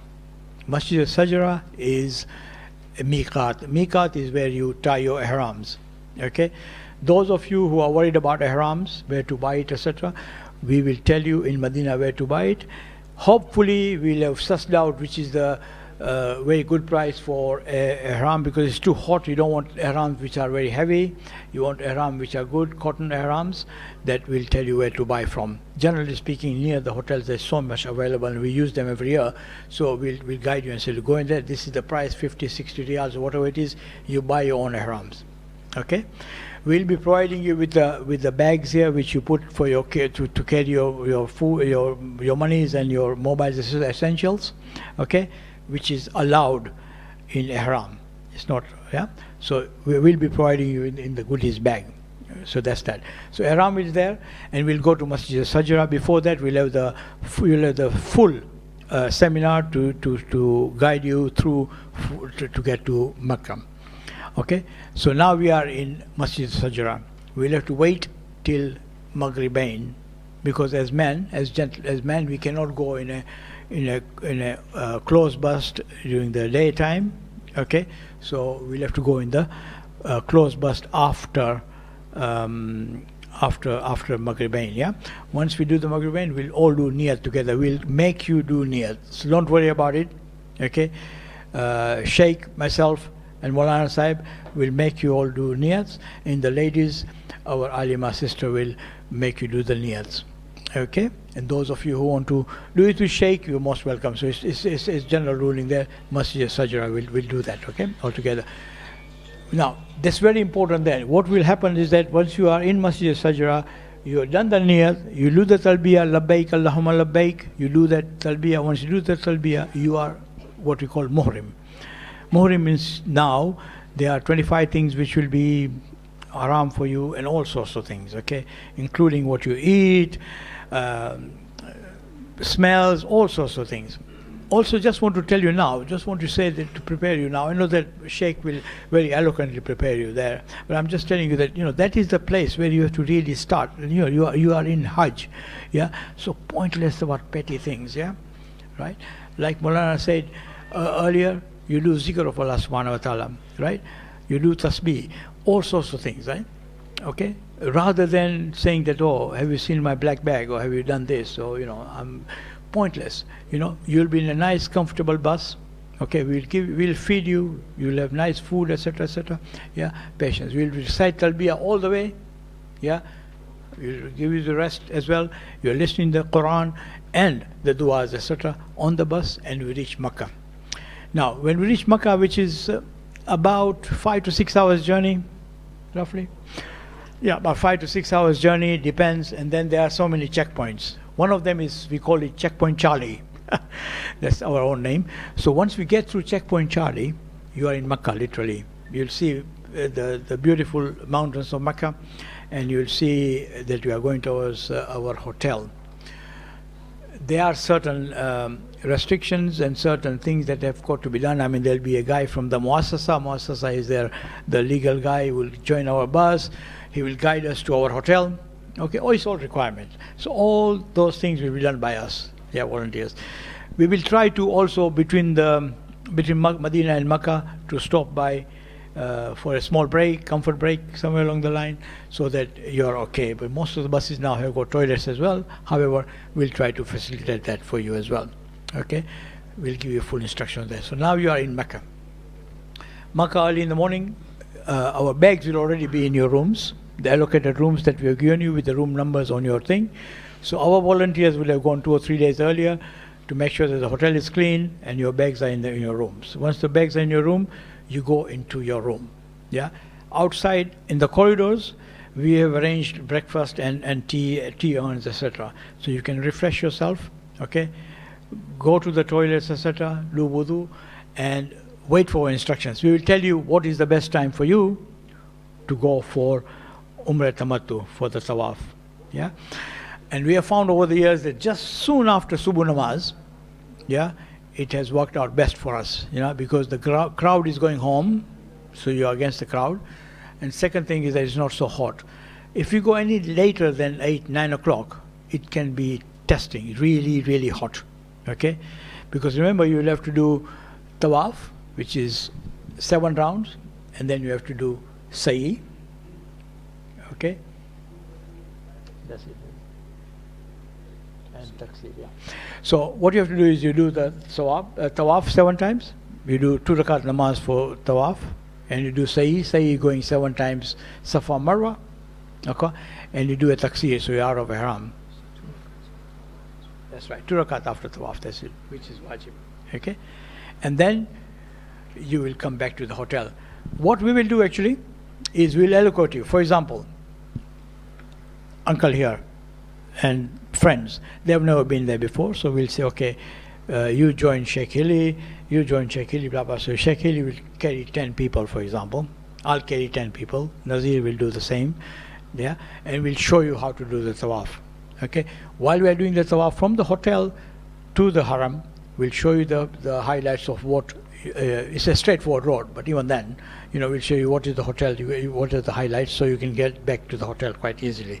And there, we will take you and show you where to start, where you start from the tawaf, where you end, yeah, where do you drink Zamzam water, how do you go to do the sa'i, which is the Safa Marwa, okay, and how do you come out of Safa Marwa, because now it's massive actually, Safa Marwa, and then there's also Safa Marwa at the bottom, which is the original Safa Marwa, okay, but now the route, before you could just cut it through and come out, but now you have to go all the way back and there's a new route, because now the haram is massive. Okay, so you can come out, and we'll tell you what gate you come out, and then you go straight, and inshallah you'll be home. Yeah, you have to only follow your leader. So for example, if Sheikh has got his 10 people, okay, and you suddenly see me there standing around, so you say, oh Kakaji, can I join you? No, please don't join me, and I will tell you not to join me. Yeah, you wait for Sheikh, because if you do join me, you know, he is looking for you. Yeah, so he is waiting in the haram for you. No, he will tell you, look, meet me at the green light here or this gate. So you meet him, khalas, there's no other question on it. Okay, you have to follow that, otherwise it'll be all chaotic. Yeah, so we'll do that. It is not as chaotic as it sounds. It's very easy. However, you have to just follow the instructions. Those women and couples who want to go with their families, please, you must do that. Yeah, and there's a way of protecting your ladies, which, you know, your mahrams, which will show you how to do that, so that you don't get pushed and kicked from the sides, all of that. Yeah, all right. Any questions here? Okay, so Mustafa, the listing, are we going to do here, or for those who are going with the, or shall we do it in Medina? We'll do it here? Okay, so the listing of those people who are joining that group, so we know what group you're going to be joining for Tawaf in Makkah, we are talking about now. Okay, so we will, Mustafa will organize that. Yeah, if for any reason we are not able to do it, definitely in Medina on the day of seminar, yeah, we do it. But I think Mustafa, from last year's experience, thinks it's better if we do it here, and I agree with him. Okay, thank you. Right. Okay, so there'll be a breakfast table on 2 floors for ladies and gents, and each floor will have 40 people on there. Yeah. I'm happy to take, when I do the rooms, I'm happy to take requests that we will specifically for Karus. Yeah. Yeah. Okay. Assalamu alaikum. Just very quickly, with regard to the list that Kakaji mentioned, if you want to be with a specific volunteer, do let me know. We'll try our best to accommodate you, but it may not always be possible. But certainly when I'm taking names and doing the lists, I'll try my very best to accommodate you. And, so if you want to be Sheikh Hilli or Sheikh Kakaji, for example, let me know, and we'll try and do this. Yeah? Thank you. Okay, so we've done our Umrah. We have done our Umrah Tamattu already. So now you're out of ihram after you've done your taksir, yeah. So you're free to wear your normal clothes, etc. But just to remind you that you are in Mecca, so you have to remember the sanctity of the place. Okay, like in Medina, or our Imam alayhi salam, our Rasulullah, Imam Sayyid, our Imams, etc., used to walk in those streets that we will be walking in. So you have to remember, and you have to have that ahmiyat of the place. Similarly, in Makkah as well, that is the topmost place in our religion. Okay, so you have to show that kind of respect, okay, wherever you're walking. So there's little point in shouting and laughing like mad, etc. So of course you enjoy talk to each other and debate and all that sort of thing, but you have to change yourself in such a way that you follow the Islamic tradition Rasulullah would like to see you. Okay, so I don't want to preach to you, I'm just requesting you to be very cognizant of where you are. Yeah, that place. Okay, so now in Makkah, the first day you will be tired, because it's going to be a big experience for those of you who are going for the first time. Okay, so we'll let you rest, and when you come back at lunchtime, our volunteers who have performed their Umrah as well. I think this is too loud, huh?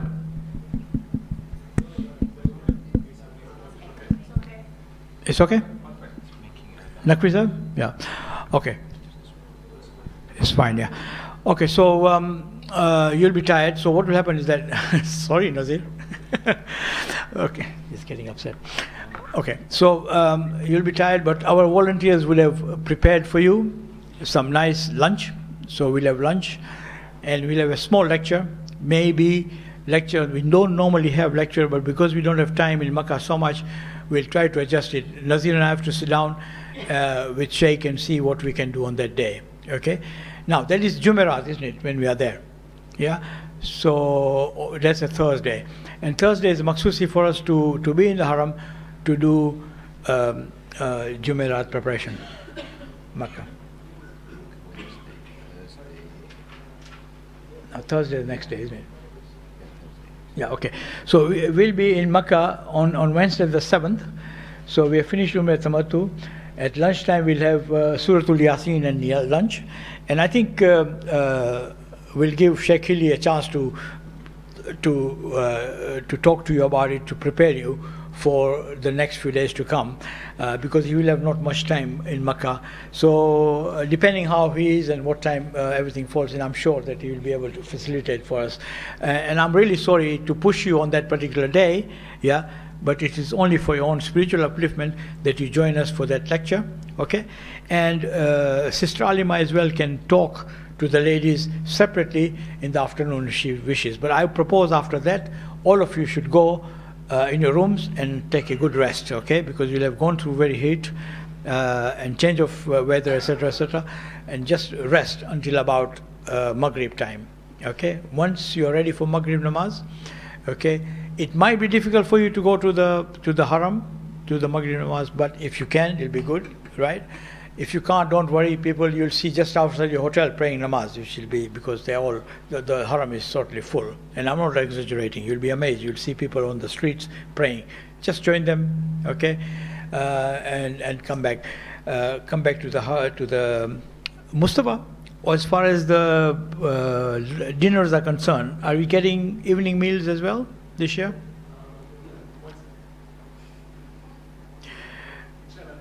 Inshallah. So in the past, what we used to do was to give you the freedom to go outside and buy your own lunch, dinner if you wanted to, because there's so many nice places there, like Zamzam and the places that the people want pizzas, they want Burger King or whatever they want to eat, they eat in the Zamzam eatery. But in the last 2 or 3 years, we've had our guys from Mombasa, etc., cooking there. Yeah, so we used to eat with them, and I believe also that Sheikh Nuru is there as well, I think. Yeah. With the HSC group, I think Sheikh Nuru is there, so he will be having his program, and some of our people also join us. After that, 9:30, around 9:30ish in the evening, we have finished Isha Namaz. Yeah, but Isha Namaz, coming back from Haram, it will be about 2 million people walking this way against it. You know, we are near the bridge on the Ibrahim Khalil Street there, and the Haram is on the left-hand side, and we have to walk with this crowd coming in, going home after the namaz, because we are trying to attempt to go to the Haram at that time, 9:30, 10 o'clock, yeah, for our program to start at 10 o'clock. Nazir and I will scout out the area where we're going to sit on the top floor of the Haram for our dua programs, yeah. Being the first day, and having a long day for you guys, we will do dua yastashir only on that night, yeah. It's a small dua, yeah. It is in your dua books. You will get all these books in your bag. What I propose you do is just read the dua, okay. Understand the basic of the dua, and trust me, during the day, Sheikh Hilli is already enlightening you upon the different duas, how they've come across, etc., etc. And you can always talk to him about the essence of these duas, okay. And while you are there, you know, those of you who have not recited duas before, please see me, okay, and do recite. There's nothing to be shy about it. You can prepare from now. You know, I'm preparing one young man from here already to say, okay, do that. There's one guy who said to me, Kakaji, I don't want to do al-Mujir. I said, please recite, you know. So I gave him a thing in Medina. He started practicing Dua Mujir. Now, whenever he's in a Jamaat program, he asks, can I recite Dua Mujir? So you know what happens is that these kind of duas come in your own, you know, armor, if you like, yeah. And once you know the dua is for you forever, yeah. So all the duas that we have put down there are testers for you, okay. However, these have been used for not only more than 35 years we've been doing it, 32 years now. Okay, we've been doing it. And these are really excellent du'as. Du'a Yastashir, Du'a Shabaniya, Du'a Mujir, Du'a Mashlul. If you look at the essence of the du'a, how they were released, etc. And I suggest you go through the list that we have provided.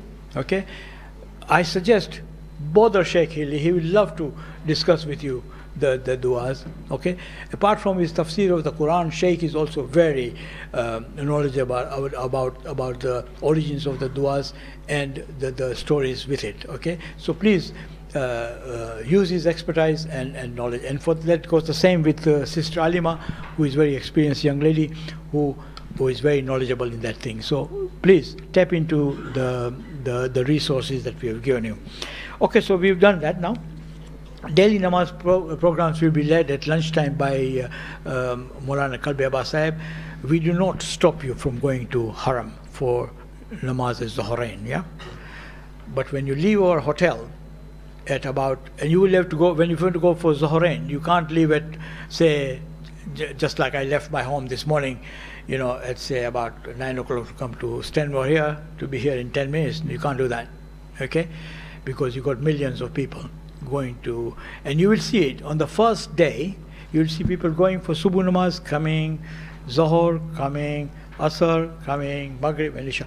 And these are the people, the flow is amazing, okay? So there will be about 3 million people roughly. So you have to plan yourself, so you have to go about 11 o'clock-ish, yeah, to get into a Haram for 12 o'clock namaz, 12, quarter past 12 namaz time, okay? To go at that time, the sun is really hot, okay? You're talking about easily 48 to 50 degrees now, that is the summertime, okay? So first of all, wear protective helmet and things like that. Take water with yourself, okay, while you are drinking it. In Haram, it's not a problem. You can drink as much Zamzam as you can, right, as you must. But during the thing, you must carry a bottle of water all the way through, okay? And you must carry a bag with yourself, so that, you know, your slippers you have to carry with yourself, yeah, and you have to put it in the bag, the slippers. So all these things you have to be very careful. So what we propose to you to do is that do the namaz-e-Jamaat with Maulana Kalbi Abbas Sahib in our hotel, okay? Soon after that, we'll have Suratul Yasin, followed by a Marsiya, followed by a lecture by Sheikh Hilli, okay, which is a very informative lecture. Because remember, when we're talking about going to Mina Arafat, or for example, they'll ask you about Hajar Aswad. What do you know about Hajar Aswad? Whatever you read is fine. With his experience, he will tell you exactly the origin of Hajar Aswad, what happened to it, why has it become black stone rather than a white stone, you know, where did it come from, things like that. Maqam Ibrahim, what is the significance? Yeah? Hijra Ismail, what is the significance of that? What is Rukn Yamani? What are the four corners of the Kaaba, etc. So his lectures will be useful for you. Yeah. And second thing is Juma namaz. So on the Thursday, on the Friday, Juma namaz is very difficult to go there. Okay, there are certain regulations that we are going to follow in Juma namaz. We are live, so you can talk to Sheikh Hilli about how to perform namaz al-Jamaat there. You can, I suppose, yeah. Okay. But okay, so very quickly, we normally mention this when we get there, inshallah, in Medina, but just to reiterate it in case somebody might not be there, we do highly recommend that you take part in Salatul Jama'ah in Medina and Mecca. It's highly rewarding and it is a show of unity. However, if the majority here do Taqleed Bayatullah Sistani, then the prayers should be done with the niyyah of Furada. When you're standing in Jama'ah Salah, as well as the fact that you need to recite everything that means. So if the Imam, who is reciting a very long chapter after the first chapter, Surah Al-Fatiha, you can just recite any chapter and then wait and listen, or do tasbih on Dhuhr and Asr because you can't hear anything. Okay? Fajr Salah tends to be the longest, naturally. We all know why that is, right? No? Okay. Fajr Salah tends to be the longest. They choose the longest chapters to avoid people falling asleep, brothers, I think. You, please. Brothers. I think they're excited. Mac has arrived. Yes. Oh, thank you, sir. Yes. So the Fajr Salah tends to be quite lengthy, but you can recite any. Now, Salatul Jumu'ah, if you do tend to go Salatul Jumu'ah, and it's very difficult in Hajj, you need to go way early, maybe 3 or 4 hours to get a seat inside both harams, Medina and Mecca, does not suffice. So does not suffice for Dhuhr, as opposed to when you pray it here, for example, or anywhere else. I mean, behind an imam of the salah, so to speak. So in that regard, you need to pray Dhuhr and Asr again. But here's one point that I need to remind, just to give Kakaji a break. That is this: please, my dear brothers and sisters, if you're in the haram of Holy Prophet or in Masjidul Haram and it's time for Asr and Isha, do not walk out. It's not a good sight to see some of our brothers and sisters walking out whilst thousands of people are walking in.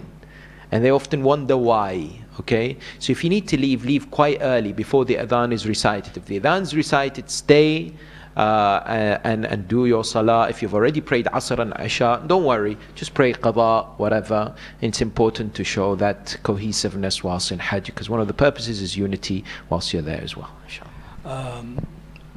Wajib sajda. Yeah, so they may recite in Salah, which is wajib, a wajib sajda. Of course, we have 4 wajib sajdas in the Quran. For our brothers, they don't. It's all mustahab or whatever, or they will go into sajda in Salah. You shouldn't. Okay, if you go into sajda in Salah, then for that recitation of so-called wajib sajda, then your salah is batil. Now, of course, if you did hear the wajib sajda, and if you know it's definitely wajib sajda, you should go into sajda, but then you'll need to repeat that salah. Does that make sense? No, can you clarify that again? Okay, so yes, while you're praying salah, we have a stipulation that you. Qiyam, the second chapter, has to be a full chapter. For our brothers and sisters, other schools of thought, no. You can recite any ayah. They can just recite one ayah and then go down. قُلْ هُوَ اللَّهُ أَحَدٌ, and that's enough. Okay?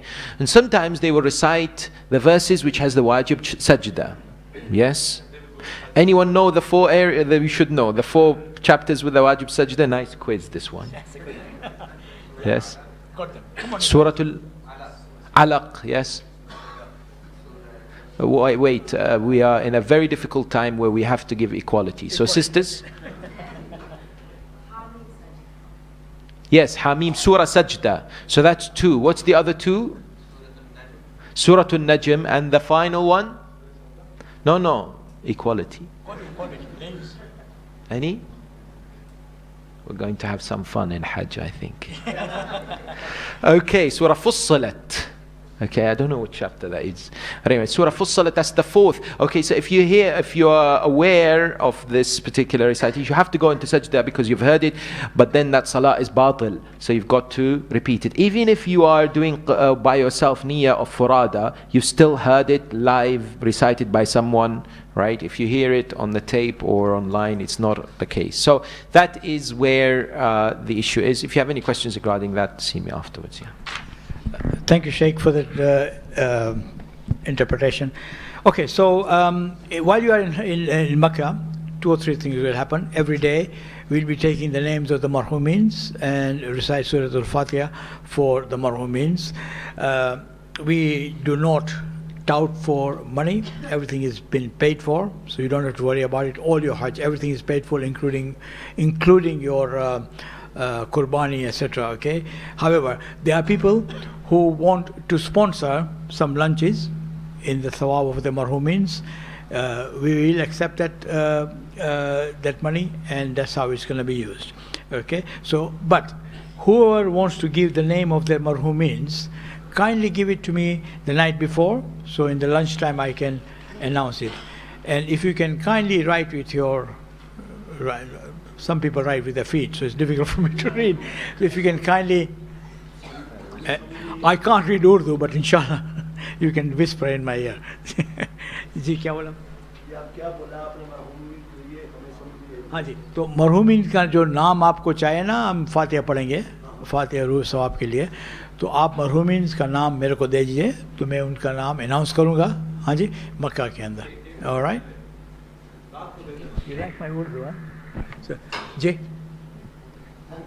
Okay, so that was just, by the way, I just said, in the evening, we have some tremendous lectures by Maulana Kalbi Abbas Sahib.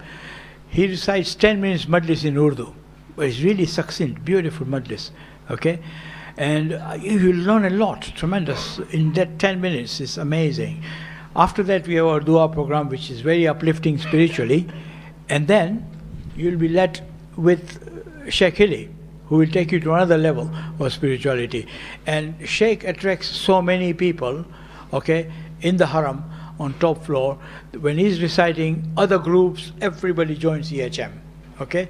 So it is something that you must not miss while you are there, because you could be tired, you are sometimes lazy to come there, or you're just fascinated by looking at the Kaaba. Of course, you should look at the Kaaba all the time because you get the hasanats there.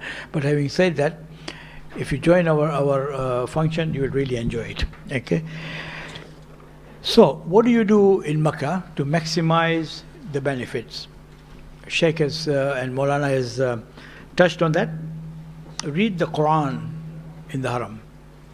That's the first and foremost thing. Pray your salat, salatul, all if possible, salatul Jama time, on awal time. You must inculcate a habit, yeah, to read Salatul Layl there. Yeah. Once you do that, form a habit, and you come back to London, Birmingham, Manchester, wherever you are coming from, yeah, you'll be amazed. Make sure that you inculcate that habit so it's automatic, that 3 o'clock in the morning, 4 o'clock in the morning, you get up and do namaz al-shab. Okay? The benefits of namaz al-shab, Sheikh will illustrate in Makkah to you. Okay? Do your qada namaz. Why not do your qada namaz in the haram when you're getting extra thawab? Yeah?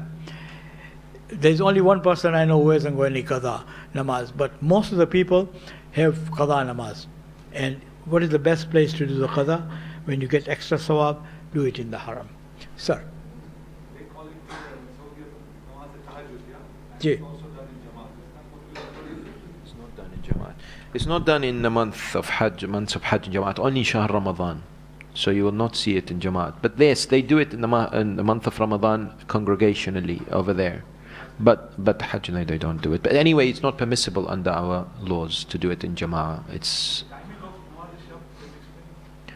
We will go through details over there in Medina, but just for our sake, it's highly recommended to perform it just before Fajr, so maybe half an hour before Fajr. And if you can't do the whole 11, you can do 9, 7, 5, 3, or even 1 rak'ah. But the closer to Fajr is the best, but it can start any time after Isha Salah, according to Ayatollah Sistani. Any time after Isha, you can do your Salatul Layl. And you can do? 7:30, I think. So last year was about 7:30, Maghrib and Isha. And you can do qada. Comparatively, it's quite Yeah. easier. It's quite easier to do namaz al-layl. We take it. And over there, you don't have much business other than worship and ibadah.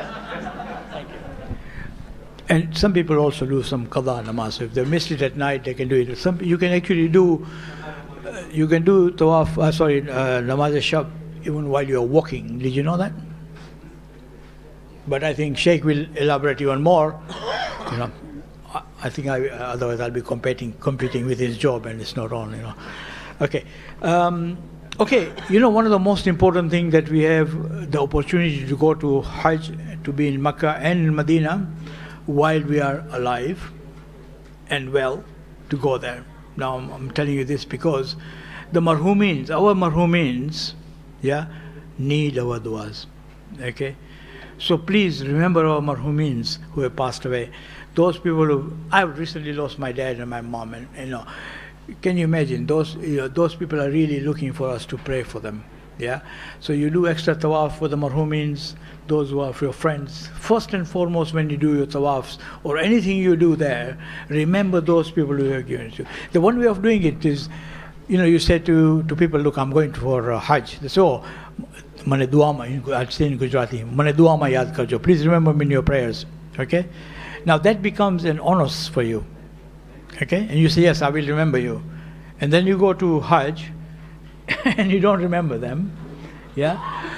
I think it's a good idea sometimes to even write a note in a paper. There's one guy who actually checks out the notes, and I've got about 40 names I've got to take before I do this. And I said, what are you doing? I learned from him.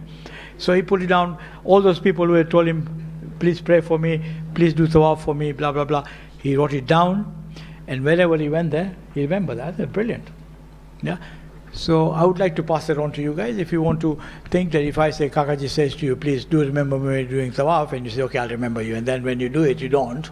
Then on the day of judgment, I'll say, you didn't pray for me, did you? Yeah. So give me about 5 hasanat now. Yeah. And you say, no, I can't. What I'm saying is that if you got it on the list, then you are going to do that. Yeah. Okay. Suratul Baqarah, very highly recommended on Mount Safa. Dua Kumail on Mount Marwa. Looking at the Kaaba, again, Sheikh will tell you what are the advantages of looking at the Kaaba and what are the hasanat. It's completely freebie for you. You're looking at the Kaaba and getting all the hasanats, you know. So why waste time talking while you're sitting in the haram, talking to this guy, or looking at those guys arguing over there with the people or whatever. Look at the Kaaba and pray. Okay, this is the best opportunity. Okay, so we are now where we are. We are now on to the next session. Yeah. Okay, so then we are now preparing for the departure to Arafah. Sorry, we are running 5-10 minutes late, but we shall make it up. Okay, so we will have a full seminar will be arranged for the Masail of Hajj or Tamattu to be discussed before we leave for Arafat, right? So the next day, which is the Friday, we have arranged it. It's in the program list here.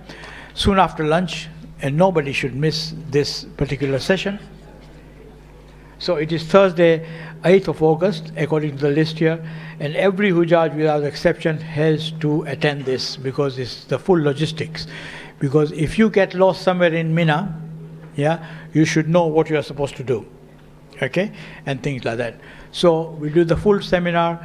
Sheikh will explain everything, what you have to wear, what you can't wear, what you can do, what you can't do, what's going to happen for the 3 days. You're going to be in the haram for 2 or 3 days together, things like that. All the way through from up to Qurbani, and after Qurbani to Halak. And I propose that all the youngsters, young men, should have a complete Halak, means complete haircut, right?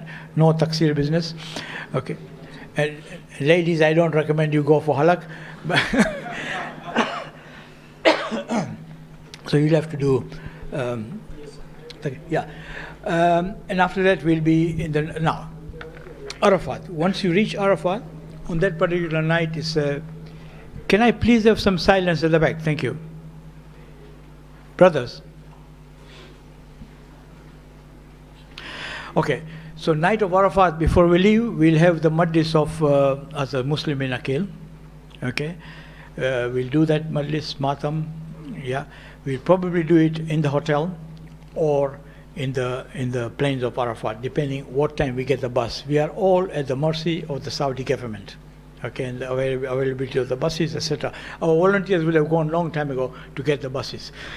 But what time we get the bus is different. Sometimes we only get one bus. Yeah, so we ferry the ladies first, we drop them at our center, our place in Arafat, then we come back again, we take another group, and that's how we do it, yeah? So, we're at the mercy of that. Night of Arafat, try to get a little bit of rest, but don't take it too easy. It's a lovely time to be there, yeah? Do ibadah, okay? Yeah. Last year, we were very privileged. Shakili led us into some prayers, etc., which was fantastic. It was a communal prayer which was completely out of the world. Never been done in the last 20, 30 years that we've been going. And last year we introduced that in Arafat as well as the namaz in Mina.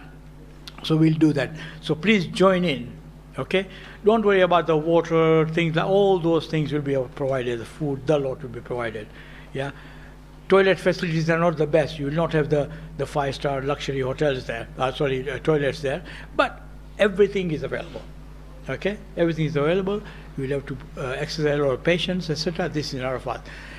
You will be allowed to, or you will be requested to rest in the morning later on until about Dhuhr time. You stand up for, so you get up for Dhuhr prayers, you do your Dhuhr prayers, Asr, you do your niyat every place. We'll do the niyat every place we are there. We'll do the niyat of staying in Arafat, and this will be followed by the dua of Imam Hussain al-Islam of Arafat. Yeah, again, it's an excellent dua, and we have got top scholars this year. Okay, and well, and also Muhammad Abbas. The three of them will be doing the Dua Arafah in English and Arabic, etc. And the translations that you really enjoy it. If we have time, we'll also do, depending how Nazir is feeling, on some of the other du'as. This will be du'as of Imam Zainul Abidin for the parents and for children. Okay, so all these du'as we'll be doing. You will have free time to sit down there and contemplate on your life, basically. Okay, it's a very important place to be. Yeah, you will come out in the evening as a nice clean baby just born. Okay, Allah subhanahu wa ta'ala has promised you that you'll be sinless when you finish your Arafah. Okay, so while you're in Arafah, please make the most of it. Yeah, if there is one chair which one of the leg is missing, etc., don't worry about the chair. Sit down on the floor and do your ibadah. Okay, don't worry about little things, you know, because remember, with you somebody else is always traveling and he's telling you, look, take his orange, he's got a better orange than you have got, and he's your friend, Mr. Shaitan, who's with you all the time. Yeah, he follows you in Arafat, in Mina, everywhere. We had a point when I asked this guy in Mina, can you give me some apple, and he said, get lost. I can't give you an apple. This was not him. I know the guy. Okay, this was the Shaitan talking.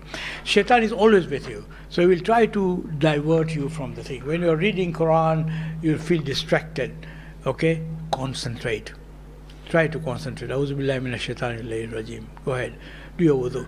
Be very careful with the hair and things like that when you're doing wudu. Don't keep on splashing water too much on it, because there are some things like you can't pull your hair out. Yeah. So you put too much water on your hair, etc., you lose hair. There is kafara for that all, which Sheikh will go through with that. Okay. So this is where we are in Arafah. In Mina next day. In Arafah, I have one clarification. We'll be acting in the footstep of the Arafah. It's not obligated to go climb right at the top. No, we'll tell you all about that. Can we put those specifics when we are there? Okay. So otherwise we'll yeah. So with respect, please. Okay. We have to spend, before we go, when we leave Arafat, this is the first time when everybody recites Maghrib Isha together. That's our brothers as well do that, and then we move towards Muzdalifah. Muzdalifah, our leader Raza will take the ladies after collecting the pebbles, yeah, to Mina. Okay, in the bus, because the ladies not be sleeping there. They'll spend some time in Mina, in Arafah, in Muzdalifah. They'll do Maghrib Isha there, and then they will proceed to go to Mina, to our tents. Okay, the men will all be staying in Muzdalifah that night until early morning, yeah, until Subuh and Namaz time, yeah, and then as soon as Subuh, the sun comes out, yeah, we have to leave to go to Mina, where we'll have to walk. Okay, we can't. All those places we'll do all the niyas, etc., while we are there. Okay, and we'll be standing just outside the border of Mina, and as soon as the sun comes out, yeah, we'll walk to Mina to our tents. Once we go to the tents, okay, the ladies will have already done the first Jamarat. They would have hit the Jamarats already. We go there, and then you will all be taken for hitting the Jamarats. Okay, so we'll do, on that first day, we do the big Jamarat. Yeah, Jamaratul Aqaba. So we hit the big Jamarat on that day, and we come back to our tents. Razabai and his gang will have organized the food, etc., for us, so we'll have something to eat. Okay, and then we are waiting. A gang of our volunteers, led by Raza, etc., et al., will be going to for Qurbani. Last year, luckily, we were allowed to go to the place and hold the goat while it was being slaughtered. I'm not sure what's going to happen this year. Every year things change. So don't say that last year you allowed them and this year we did not. We are totally at the mercy of the Saudi authority. If they allow us, we can go. If they can't, fine. And every law of Qurbani, every law of staying in Mina, Arafat, everything has been looked at it correctly. So don't listen to other person saying that, okay, you are about 1 mile away from here, blah, blah, blah, so your Hajj is not, no. take it. We are a responsible group. We are responsible people. We have done our research. So everything that we do is according to Sharia. There is no shortcuts at all. We are going through real time here.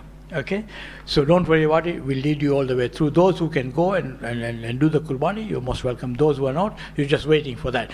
And you have something, we are eagerly now waiting for them to tell us, yes, you've given your niyabat to the volunteers to do your Qurbani on your behalf. Okay, and then we'll get a phone call and say, okay, ladies, we do the ladies Qurbani first. Ladies, now you can get out of your ihram. So they will take their ghusls. Okay, there's facilities there, and they'll be out of ihram. Okay, and a few minutes later, he'll say, okay, gents, you can do it. So we are on the gents section. Gents will go and do their Qurbani. But before that, we'll have to go for halak, right? You do your taqseer and you do your showers. We'll have to go for halak. Yeah, so we go for halak completely. Once we come back, you're out of ihram completely, and then you take your shower. And you've done now. That again, you can't use perfume, you can't use your toothbrush and toothpaste, okay, because of the smell in it, okay, until you go to Mecca to do your tawaf, okay. We'll arrange everything for you for next day to go to the place. Normally in the evening there, Nazir very kindly takes us to Masjid Aqif. Masjid Aqif is one of the Shair Allah, which is the sign of Allah subhanahu wa ta'ala, which is in Medina, in Mina. It's a beautiful mosque, normally open only at Hajj time.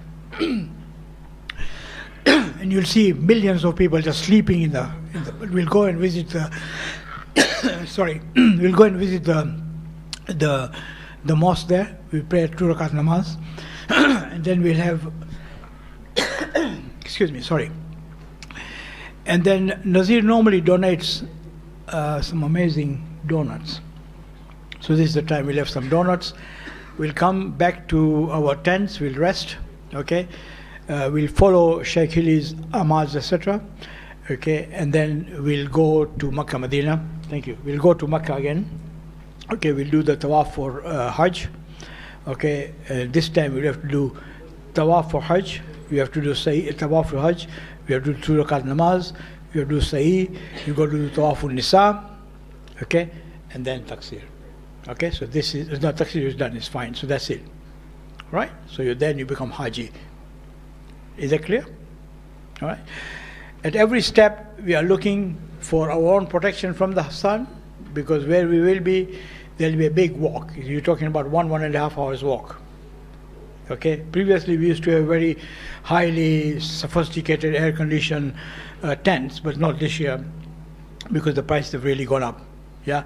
So it's a big walk, massive walk. So what I propose you do is from now onwards, join a gym. Okay. If you can't join the gym, at least it's a very serious point. You must walk every day. Okay. Yeah. Luckily, the Saudi government have put sprinklers all the way through. Okay, I'm 5 minutes late.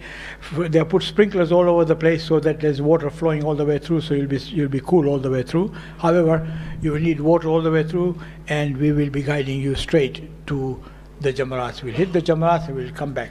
Okay, again, same thing going there. Is it very clear now? So we are back in Mecca now, and then the groups go back. Some of the groups go back to London from that day. When we come back, about 3.5 million people will be in Mecca. It will be absolutely chaotic. Okay, you will see from past experience, even last year, about 6-7 o'clock, the gates of Masjid al-Haram were closed, so we couldn't even go in to do tawaf. And we went through different places to get from, I don't know, the 4th floor to the top floor, and then come from that side to get into the sun. I'm not sure how we're going to do our du'as when you guys come back. Okay, it might be the case that Nazir will tout the area first, and we might even do the du'as into the hotels before we do that. Whatever is practical, we'll do it. Okay, to facilitate you. People go for shopping at that time and things like that. Anything else you want to add, Nazir? We might do it in the hotel. We might do it in the hotel. He has the last word always. Yeah. Okay, I'm nearly finished. You'll be pleased to so. Okay, so what I want to do now is to invite Nazir to show you what we're going to give you, what bag we're going to give you. Okay? So we'll be providing you with a suitcase, a backpack, a musalla, dua books, a radio, a money belt, shoe bag, and personal bag. And if you speak nicely to Nazir, he might even give you 200 riyals, but you know.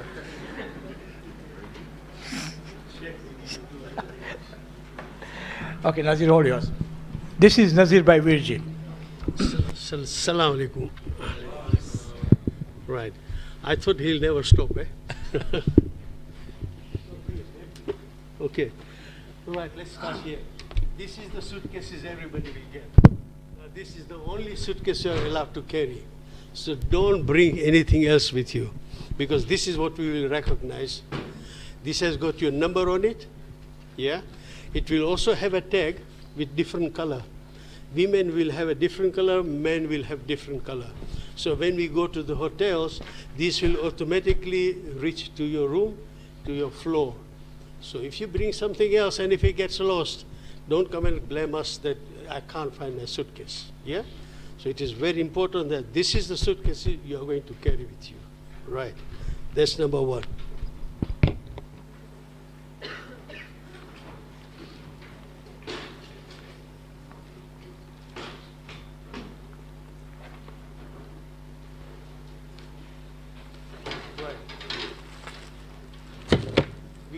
A musalla to carry with you.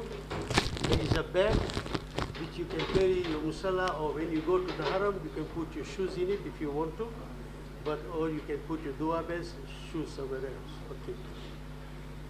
These are the dua books we give you. These are virtually all the duas you will need in Makkah and Medina are in here. They are all labeled. Your own labels are there. Everything is labeled with your own ID on it, so make sure that you look after it. I'll talk about it in a minute. You get your own mug, tea mug. No mug, no tea. Yeah? You remember that. Haram bag. When you go to haram, you put all your things in here, and you carry it. It's very secure.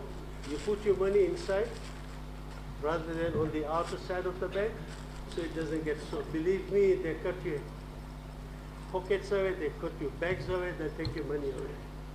Mine was stolen. I'm talking to Kakaji and telling him that Kakaji, let's be careful, our money doesn't get stolen. By that time it was gone. So be very careful. Yeah. After that year, he stopped giving money. Okay. For the ladies, you will get 2 of these in every bag. For the ladies only. You put it on the scarf at the back, here, yeah. This is for us to recognize you, because if you are wearing your white ihrams, we can't see you, we can't track you. And so, especially the ladies who are traveling with us from Arafat to Muzdalifah to Mina, we are only few of us volunteers coming with the ladies. And we need to make sure that if anybody does lose the track, we can track them straight away. Yeah? So it is very important that you do put this on your scarf at the back. Yeah, important. We will give you these radios. We call them radios, but they're actually receivers. They only work with a transmitter. So we will transmit, either Maulana is giving a lecture or whatever it is, we will transmit, we will receive it in the radio. These radios are belonging to European Hajj Mission. They must be returned to us because they are very expensive. They are specially ordered from Taiwan. They cost us nearly 30 pounds a radio. Yeah? So please, use them carefully and give it back to us. Yeah? So these are the radios that we do. You all have got a hip bag if you want to wear, especially for men. You can wear it on your ihram, yeah? Because you can carry your money in this right? If you carry your money in this, your telephone or whatever, So it will be okay for you to wear this on your ihram. Very important. Make sure that you do wear it. Can't wear it empty. You have to have something. Yeah, you've got to have something, you can't wear it empty. Yeah, you've got to make sure. And because we are not used to wearing ihram, it is better that you wear this because you don't. Yeah, yeah, yeah. These are numbered again, so make sure you've got your numbers. Look after it because there's your money inside. Yeah. So you've got all these things in here when we give it to you. Make sure that you look after them.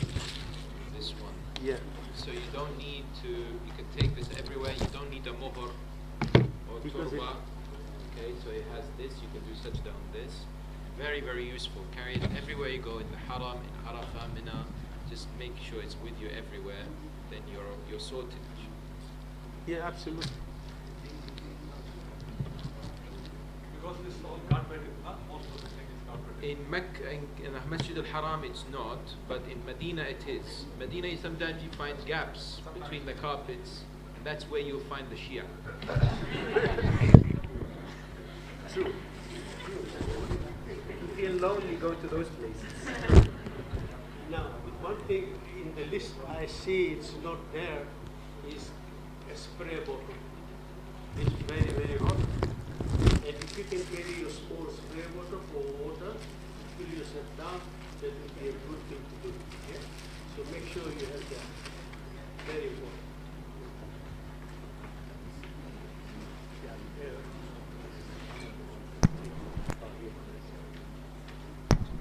It's taking more than I reckon, yeah, time-wise.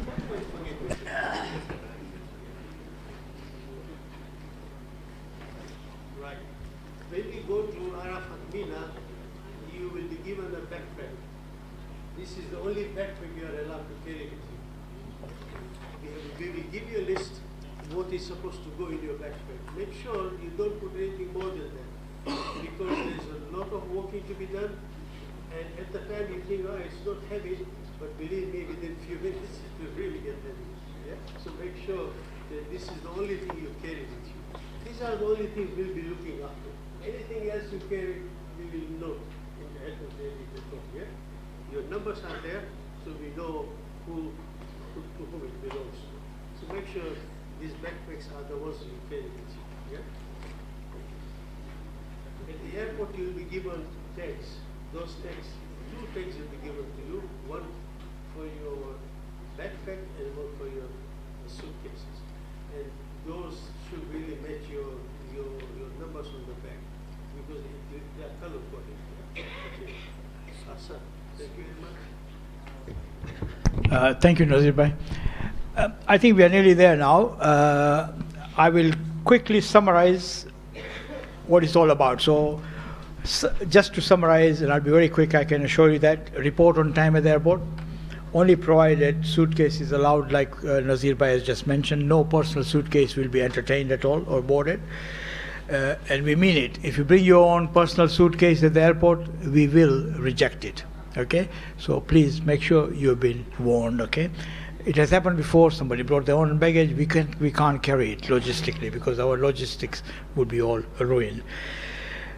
Fatma by Lungarsi does all the ladies' ihram requirements. So you can contact her. The phone number you can get from the Jamaat office or from the Koyaj office. Number is 0208 904 5600. Okay, if you don't have a mahram, if you haven't been allocated a mahram, you might need to carry your birth certificate with you. If you haven't got a birth certificate, you can get a copy of it and get a duplicate done. So, once again, start to walk every day. Fitness is the key. Yeah, and I remind everybody, fitness is SF factor, spirituality with fitness. Yeah, so if you are spirituality, if you are okay like that, you have to be fit, and if you are fit, you are spiritually okay, because you can do things that others can't do it, right? If you are diabetic and you need some food to carry with yourself, you must carry either a chocolate or some food with you, so you don't get into your hypo. You must carry your own medication with you all the time. Don't put it in your suitcase, just in case the suitcase gets lost either on the plane or something. So your own personal medication, carry it with yourself and declare it on your medical form here that we are giving you. Okay, so the doctors are aware what you are suffering from. Okay, make sure you have your own travel insurance, without which you will not be allowed to travel. There was a case whereby one person had to pay out more than £100,000 because he didn't have a travel insurance. Okay, the medical facilities are not free. Although medical facility within the group, yeah, the doctor is free all the way through, and we also give you free medication as well. But if there are major operations, etc., it's going to be a problem. There are restrictions in Baki and other places with dua books, as I told you, so follow our instructions to the brim. There's no need to be smart. If you go to Ohad and you think, okay, fine, we just come out of the bus, I'll read the dua, they'll come and snatch the book from you. Okay, that is the law there. So please don't do. We will do all the duas, all the ziyaras in the buses. So you will not be able to do it. We'll definitely go through all of that, right? Like Sheikh said, also inviting other people, other groups, etc. in our group causes problems sometimes because you don't know the background. Okay, no politics, nothing like that. You are there for Hajj, you know, and remember, you are there this year, okay, but we've been going for the last 35 years. So anything comes in, you know, because you jeopardize our position, it jeopardizes the position of next year. So you can imagine the ripple effect. Okay, so that's basically it. And finally, you won't believe this, that's it basically. Now finished. Yeah, Saudi authorities are creating packages that we have to take. Raza Bhai has just come back from Saudi, and he's made the necessary arrangements for us. Raza has actually spent a lot of time in Saudi. Okay, he has spent a lot of time, his own money and effort. Please pray for his health. Please pray for the health for his children and his grandchildren. Some of them are going through some tribulations. So please remember Raza in your dua. Okay, because everybody will be allocated some barcodes on which basis you will get your visas. Okay. Finally, a Koyaj workshop is arranged on Sunday the 14th of July here at Hujjaj Imambara. A very exclusive program.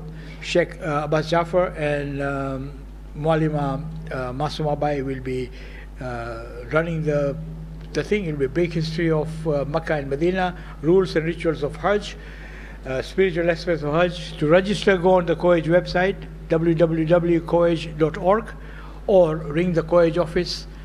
The numbers are there, but I'll still tell you again, 0208 696 5200. I think Mohammad Abbas, I'll call him now. Dr. Mohammad Abbas, please can you join us here? He will talk to you about some medicines. If there will be some medicines in your bags that will be given, yeah, those medicines do not belong to you. They belong to us as the mission, because we run medical camps there and medical clinics. So once you reach Makkah, I will announce, and you can kindly bring it to our clinic downstairs, and then we'll serve all the Hujjaj, not only EHM Hujjaj, but all the Hujjaj throughout Hajj. Okay? Right. Mohammad Abbas, please, can you join us? So, the final message: we are here to serve you and make your Hajj trip as smooth as possible and memorable as possible. Remember, volunteers perform the wajibats just like all of you, so please join them that way. Please cooperate with the volunteers. They are very experienced with the Hajj trip. Those wishing to recite duas, Yasin, Suratul Yasin, Marsiya, look at the dua books and get used to it. Contact myself or Nazir Bhai for the allocations. If you want to sponsor any niyaz, like I said to you, contact Mustafa in the gents and Zinat Bhai in the ladies. Medical doctor services is available throughout the Hajj. Okay, please do not misuse that facility. Don't call out Muhammad Abbas at 3 o'clock in the morning if you have a headache. Yeah? I mean, if something serious, it's a different story. But you'll be amazed. They say, okay, I just twisted my leg, I'm doing something here. It's not fair, really. Try to come into the clinic times. The clinic times will be put on the board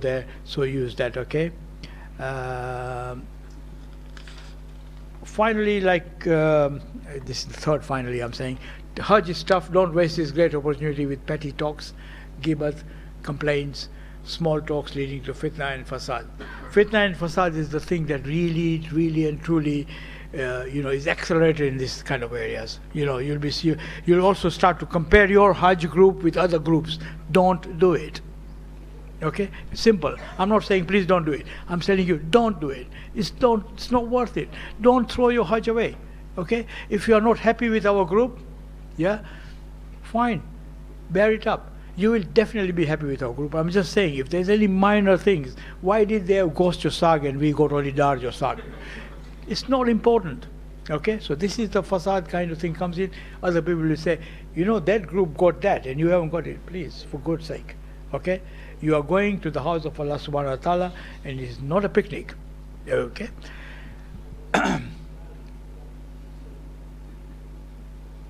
Maintain discipline and timing, and for all our problems, etc., please contact the College office. Our chairman is fully available. We'll be giving you a band to wear which has got our chairman's telephone number on it. Yeah. By the way, he never picks up the phone. Okay. But somebody will come back to you. If for any reason you are lost in Makkah, Medina, anywhere, you call that number. The volunteers you'll be asked to stay there. The volunteers will come and pick you up from there. Okay, no panic. Okay, so you'll have the emergency band with you.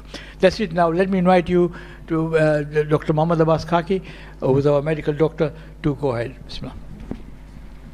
Assalamu alaikum, everyone. Very nice to see everyone today. I want to just very briefly speak about just a very few pointers for the Hajj trip we're going to go on, inshallah, and then most of the rest of the stuff we'll talk about when we get there, and keep you updated as and when. There's three or four main things I want to say. The first thing is obviously the heat is going to be still quite extreme. We saw yesterday how hot it is here. It's kind of like that every day, perhaps even hotter. So we need to make sure we're hydrated well. This is a big bone of contention. Many people don't want to drink because they don't want to use the toilets there. Mainly the sisters' side. The problem I appreciate is the toilets, we're not used to them necessarily. However, what I've seen, and a growing trend, is if we don't drink, we pick up urine infections very quickly. And then you become very sick and you jeopardize your Hajj. Or you become dehydrated and you jeopardize your Hajj. It's very, very important we drink 8 glasses a day normally. So consider how much we're going to be sweating. It's sometimes hard to judge how much to drink, and people say how much to drink. The best advice we give is to see how you feel in terms of judge how much you normally drink and kind of stay about that level and a bit more. But the easiest way to check is to look at your urine, and if your urine is very dark, then that means you're dehydrated. We want your urine to be about straw coloured, so that's the kind of thing to think about. Important to mention that at this stage. The other thing, obviously, the heat is going to be a lot, so I always recommend everyone to have their head covered. When we walk in the rummy stages, you can't cover your head, so at other stages I'd really appreciate if we can be covered. Best thing to do is bring a white scarf or purchase one out there. As Sheikh has mentioned, everything you get back is remunerated 7 or 8 or 100 times or something. So don't worry about spending money. Get the white scarf, and then inshallah that will be good coverage. Make sure you wear that as much as you can, especially when we're going for tawaf and everything in the sun, underneath the heat. That's very important. Okay. Immunizations, everyone should have been immunized against meningitis. Very significant. I think Papa has mentioned already that there are cases in the past where people didn't have meningitis vaccinations and have picked up meningitis. It's a big melting pot. Very important that you've had that done. In terms of fitness, it's been mentioned a few times. Very, very important that we prepare from now. There's plenty of time. You don't need to start pushing yourself too much, but you need to just start building up your static fitness. So walking on the plane. For anyone who's got, and I know a lot of people now have Fitbits or Apple Watches or whatever you have, things that monitor your steps. On average, we've checked, during that period of time when we're walking a lot, it's something between 25 to 30,000 steps a day. So it's quite a lot. it's only for about 3 or 4 days, but most days you will clock up at least about 15 to 20,000 if you're doing tawafs that are mustahab, for example, in the run-up to Hajj. So that's really important to consider what your general step is, if you have that. If you don't have that information, don't worry. The main thing really to do is just to start walking a bit more regularly. Half an hour to 45 minutes a day will get you in good standing, and that's very important. And I think Sheikh Hilli will also give us a very good lecture about the importance of the sunnah of walking, which is excellent. So if you have doubts about walking, find Sheikh Hilli, he'll speak to you. It's really important as well with walking to bring the right footwear. So again, Sheikh and Maulana Sahab will give you the correct things you're allowed to wear according to being in ihram. But once you have those, I would urge you, if you have a chance, to start walking in those more regularly. It will help you to break them in, so when you get there you don't have blisters and all that sort of thing that can really bother us, especially when we're in that sort of 2 to 3 period where we can't wear anything perfumed and scented and all that sort of stuff. It's quite tough. We want to be prepared for that. Okay, clinics. We will have clinics every day. I will be available at your service along with the other 2 doctors, Dr. Seda and Dr. Yasmin, 24/7. There's no problem. If you have something that you feel is an emergency, even if it is a headache and you think this is strange, this is odd, something I'm not used to, it feels a bit different, don't worry, you can contact me, it's not a problem. Or contact the medical team if you do think there's something to worry. If you think it's something that is you're used to, you know, it's not significant, it's not something new, then I would urge you please to come at the clinic time. The clinics are there. We are segregating our day to have the opportunity for you to come in your time and do the things. It would be much appreciated that people do that rather than catching us in the corridors at dinners or other times when we might be resting or trying to just rejuvenate, because we are also part of the volunteer base as well. So I would urge you, please come to the clinics. We will be sending out, we've changed things a little bit this year from a medical side. Normally we ask Hujjaj to carry medicine with us. This year for the first time what we're going to do is we're going to change that policy, because what we found is sometimes it's difficult when you're bringing lots of things. As you know, the bags will get moved around in transit, you might lose medicines, etc., and then at the end there's a bit of wastage. This time what we're going to be doing is we're going to send out a list. I'll read it to you shortly, but don't worry about writing it down because we will send it out separately. We want you all as a sort of as a must really to buy these medicines. These will be your stock of medicines. I will, and the medical team will be carrying a lot more medicines as well. We will be covering everything. There won't be any issues if you forget or if you leave it or whatever. But for the most part, I want you to buy these medications and then keep them on you, so that if you need anything, you can always find me and say, look, how do I take this? What should I do with this? That's fine. But you must have them on your stock so that there's no chance that if you need them, you don't have them. So those will be glucose tablets, Diarylite, loratadine, that's an antihistamine, paracetamol, Sudafed, Tyrosets, vitamin C, and some blister packs for your feet. Out of all of those, the most important to take every single day, and I promise you will really keep you in good stead inshallah, is Baraka, the vitamin C. I know it sounds crazy. It's the one that all of the volunteers will be taking and all of us will be taking, and it's something that we take every year, every single day, even if we feel completely well. If you remember way back, I don't know when, a couple of 100 years ago, there were 2 expeditions of sailing boats around the world. One went through an area that had citrus fruits and one went through another area. The other area that didn't have access to citrus fruits, what we found was all of those people who were working on the boats got sick, and the ones who went through the citrus fruits stayed well and healthy. And so a lot of research was done, and it turns out that vitamin C is your #1 determinant. So you can get it for £1 in the pound shop, one of the 1,000 milligram dissolvable ones. Have it every day. It will keep you in good stead. It will prevent you from getting ill. It's the #1 trick. Right. The only other thing really is opportunity cost. As Sheikh Hilli will mention, and as Papa has mentioned, and everyone will mention, for many of us this is our wajib Hajj. It's a wajibat we have to perform. And what we've seen is we can be very zealous and energetic, and especially when we hear the lectures, feel excited to do a lot of work. And it's very important to maximize your opportunity. On the other side, it's very important to make sure that you're rested for the 3 days. So especially in the run-up to Arafah, we'll mention it again nearer to the time, but very important to make sure you're resting, make sure you're sleeping. And I would suggest that that is something that you take in on board from now, to make sure that in your consideration of how you're going to plan things, how you're going to plan your days, look at the schedule, which amal you want to do, whatever you want to do, but make sure you're very well rested so that you can make the maximum of this opportunity. I think that's everything. If there's any questions, I've spoken to 1 or 2 people who had queries about their health. If there's anything else, we're here. We can speak before Salah, and then maybe a little bit afterwards. Yeah. I'll just touch on this one point and then speak to anti-malarials. Not necessary. The mosquitoes in Saudi are all halal. They won't do any issues for you. Yeah, sisters. It's not Sister Nazma.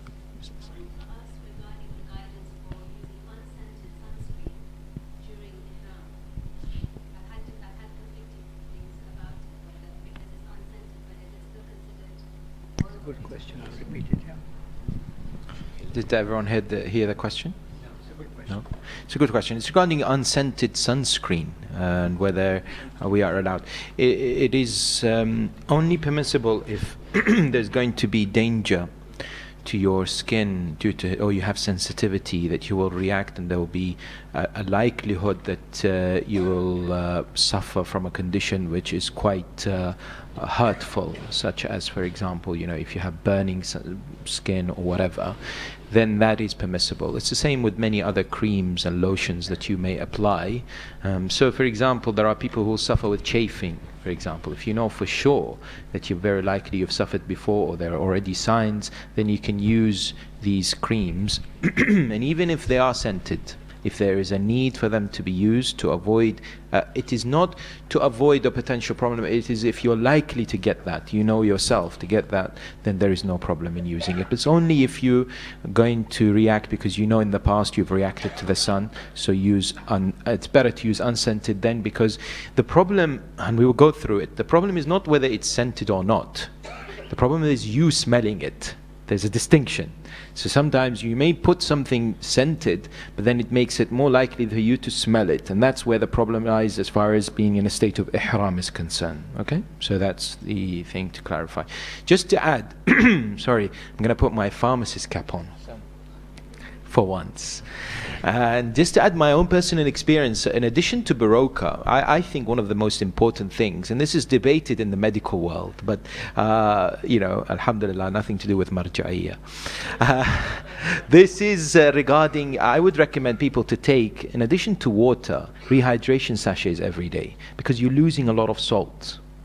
Right? So even if you're not having vomiting or diarrhea, God forbid, it's good, those rehydration sachets that Mac's talking about, make them up and have them every day. So, it's very hot, you're going to be walking under the sun, you're going to be sweating, and sweating, you're not losing only water, you're using those minerals that you really need. So make those rehydration sachets, get them, drink, some. Is that okay, Mac? I'm going to put my sheikh hat on. And yeah, Hassan, Sheikh Ali's, of course, on the money as always. The reason why I haven't mentioned that is there's a lot of information today, and essentially we will look after you throughout the Hajj, and we will tell you everything you need at every stage. But rest assured, exactly what Sheikh has said is correct. Has anyone got any other questions or anything?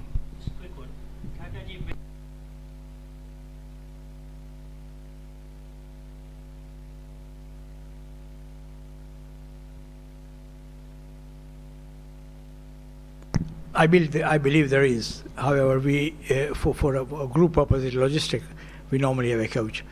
Yeah. So your coaches will be marked. You've already been allocated to coach number 1 or 2, whatever it is. Yeah. And you'll be there all the way through for the Hajj. Yeah. So it's just logistics. We're all together. That's why trained. You cannot guarantee the. Okay. Some more information from Sheikh Dr. Hilli. Yeah. Trains available at the moment only for internal Hujjaj. Yeah? Yeah? Okay.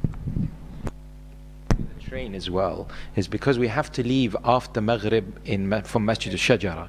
With the train we can't do that. There are very specific timings for the train. It's not like the London Underground or Might be better timings than underground, but it's okay.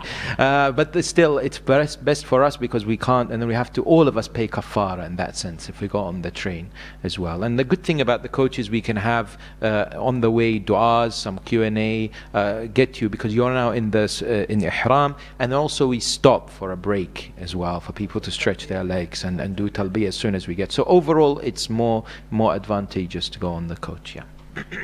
Thank you. I'm very cognizant of time. We'll take a quick question. Please go ahead. Do we need to buy any foreign currency? Sorry? Do we need to buy any foreign currency from here or Foreign currency. Sorry? Foreign currency. Actually, it's better to change some now because the price will go up there. Yeah, you get better money if you got dollars. Yeah, somehow they're all Trumpetized there. So yeah. Yes, sir.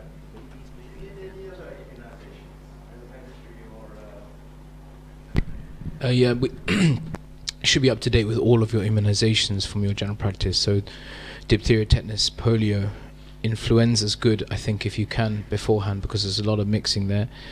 There's a few others. The Hep A Hep A you can't get, but Hep A if you want to for traveling is more of a traveler's diarrhea, but it's not an issue. You're not going to get hepatitis A and keep it. Hepatitis A is a virus infection that you can get from food and things like that. So nothing to worry about too much from that side. There's a cholera medicine, but I don't think we need to take it, and I haven't suggested it either. What I would say is in the pack that we've given you, there is a blue, this blue sheet has got everything that you need. It has all the kind of listing all the medications and all the immunizations. We'll also send out an up-to-date one that Dr. Yasmin has worked on. Very thankful for her hard work on that. We'll send that across shortly in the next couple of days as well, or within the next week or two, which has more information as well for other vaccinations. Is there any other medical questions before I pass on just for Q&A? Anything from the ladies? Nothing we have heard. You seem to be all fit and... Oh, yes, Paul.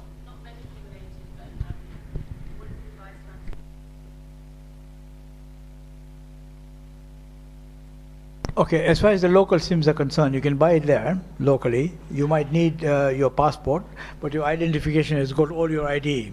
Yeah? Raza, correct me if I'm wrong, yeah?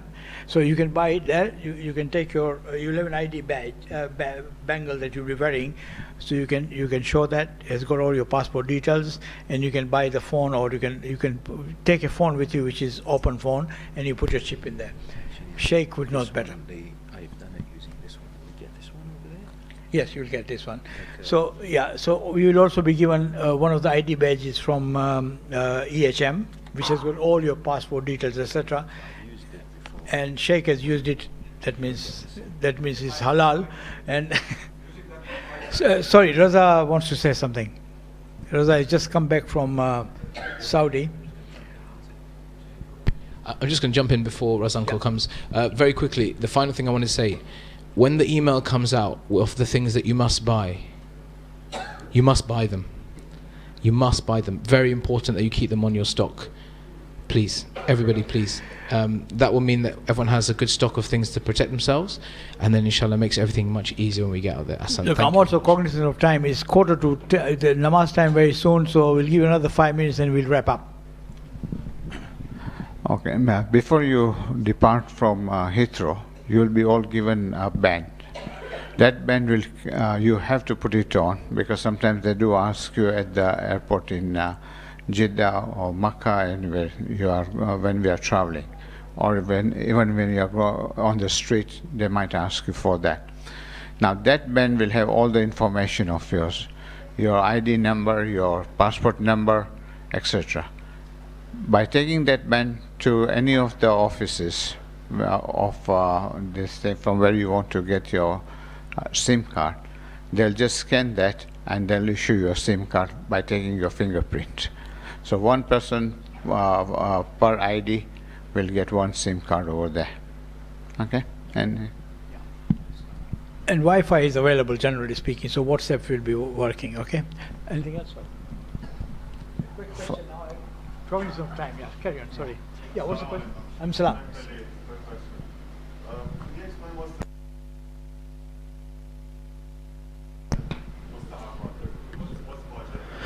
Okay, so the wajib parts of Hajj are essentially divided into two. The first is called Umratul Tamattu. Umratul Tamattu is when people get into Ihram, which we will do so from Medina, an area called Masjid al-Shajara. We go to Mecca, we do Tawaf around the Kaaba 7 times. We do 2 rak'ah salah behind Maqam Ibrahim, which will give you full details where. Then we go Sa'i, which means walking between Safa and Marwa 7 times. Then we do Taqsir. That is where we take off our Ihram from the first wajib part, which is Umratul Tamattu. Okay. Then we're in Mecca for a few days. Then we go to Arafah. Then we, from Mecca, we go into Ihram again. This is Ihram for what is known as Hajj Tamattu. So that's the second part of Wajib Hajj. So we go into Ihram basically means we wear the clothes and we make sure that we do the niyyah, the intention, and then we recite Labbaik Allahumma Labbaik. Labbaik la sharika laka labbaik. Everything we will go through in detail. I'll explain to you in Medina in a very lengthy seminar, and in Mecca for the Hajj part, Hajj Tamattu part. But the Umrah Tamattu will go through in Medina, the Hajj Tamattu will go through in Mecca. When we got to Arafah, we spend the day in Arafah on the 9th. At night we go to Muzdalifah. Next day we go to Mina. We do the pelting of the big pillar of the shaitan. Then we do the slaughter. Then we do the halq. And then we get back to Mecca, and according to the logistics, we do the tawaf, we do the sa'i, then if we have time we do tawaf and nisa, then we get back to Mina and we do the 3 pelting of the 3 stones or pillars, right?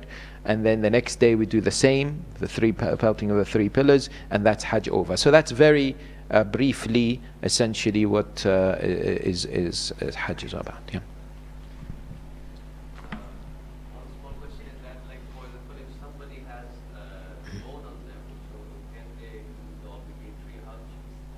There's no problem if you have loan and you are able to go to Hajj. If you have a loan, it is not wajib upon you to go to Hajj. If the loan is something that you have to pay off quite soon or it's been designated. If the person has said you can pay me the loan anytime, then that's a different discussion. But if you're, it's not wajib upon you. But can you do Hajj? Yes, no problem. You can do the Hajj. No. If it's your first Hajj, it has to be wajib. Yes. So you can't go with your first Hajj. You've never done Hajj before with a different niyyah. This is called Hajjatul Islam. You have to do your wajib Hajj. Okay.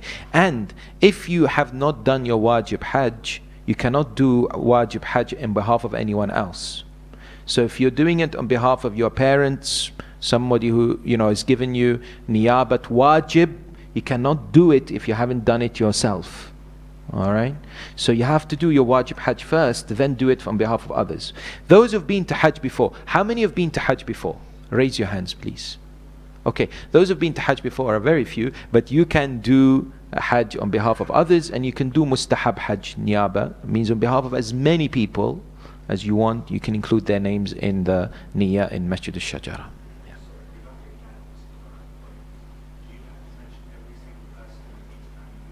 It's wajib or niyaba, which one?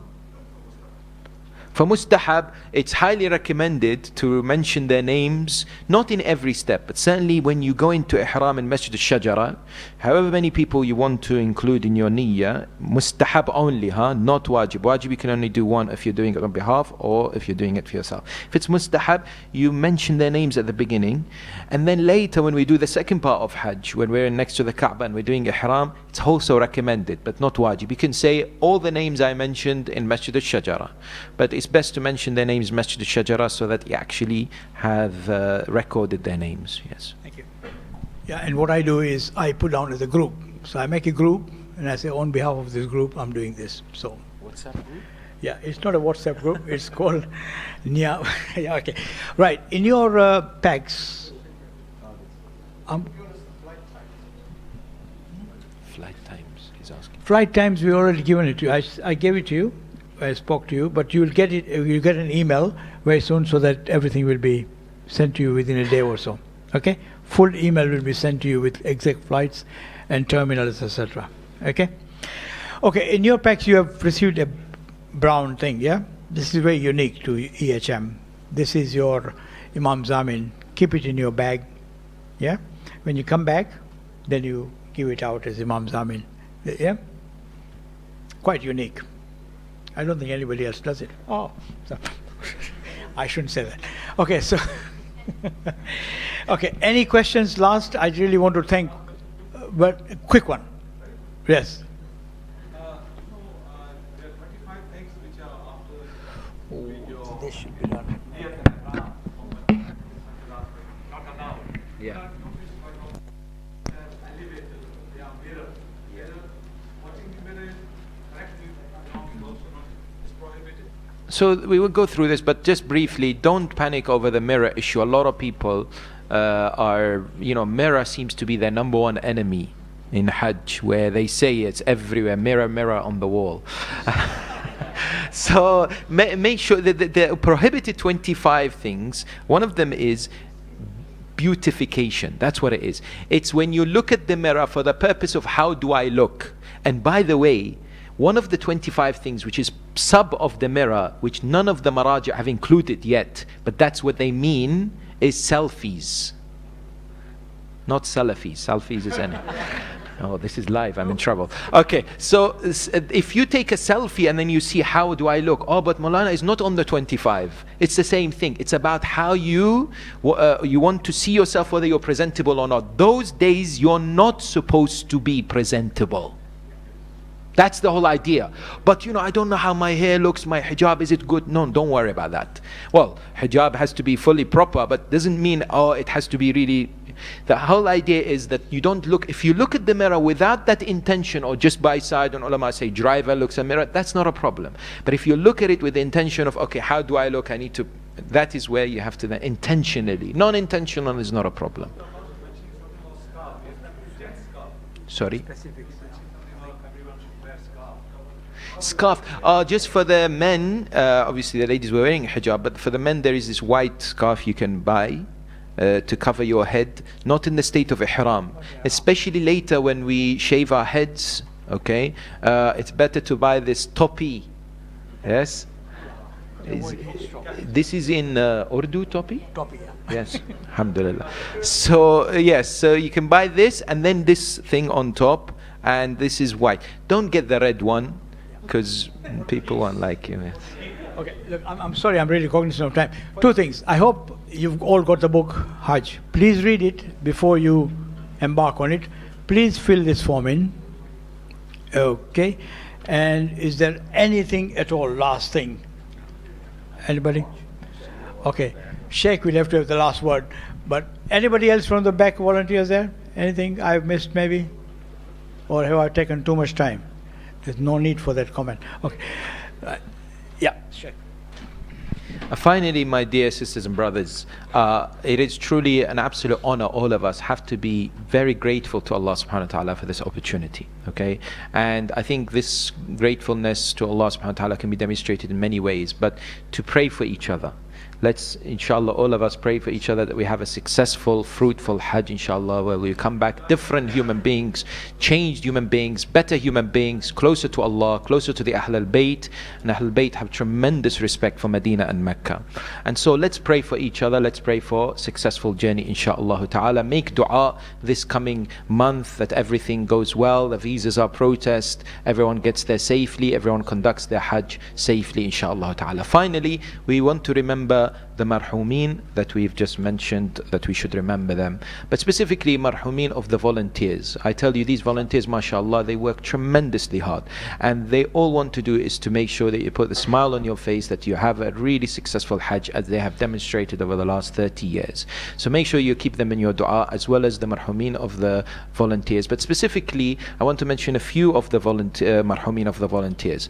One of them is Al-Hajj Fida Hussein Kaki, who is a father of Kakaji and grandfather of Mac. A wonderful person, many of us know, truly wonderful from the heart. He used to be an ever-present person in the mosque, in his kindness, in his work to help others.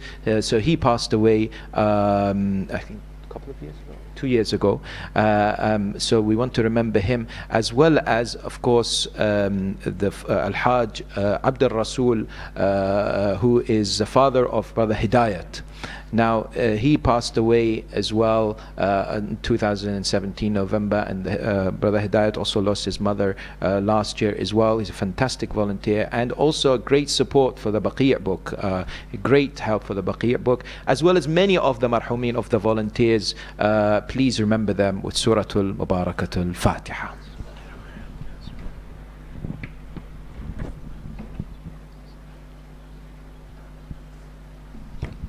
Sheikh Hilly.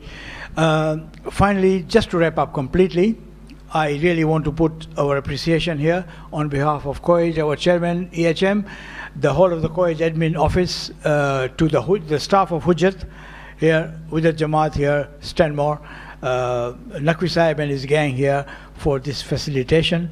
May Allah subhanahu wa ta'ala give them more tawfiq to serve the communities ever so much. Okay.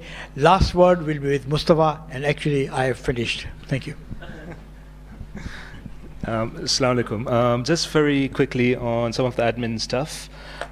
We've got some Imam Samin various paperwork, just need to hand out. I've got Imam Samin for ID number 26. Anyone with ID 26? This is like bingo here. Did we give you Imam Samin? We might have given you 29. And I've got a letter for 29, so I need someone from 29 here. You're only a number now, yeah? Not a human. Then ID number 88. So this is Sayyid Hussein Murtaza. Are you here today? Yeah. If I could just give you a letter. Your letter, please. Is that the new or the old ID? New ID number.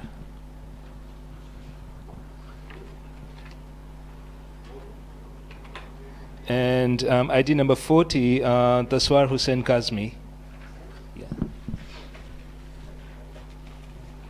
We need to process your paperwork. So if I could ask you to go to the back there and just speak to one of the guys there, they'll take your passports and everything. Yeah?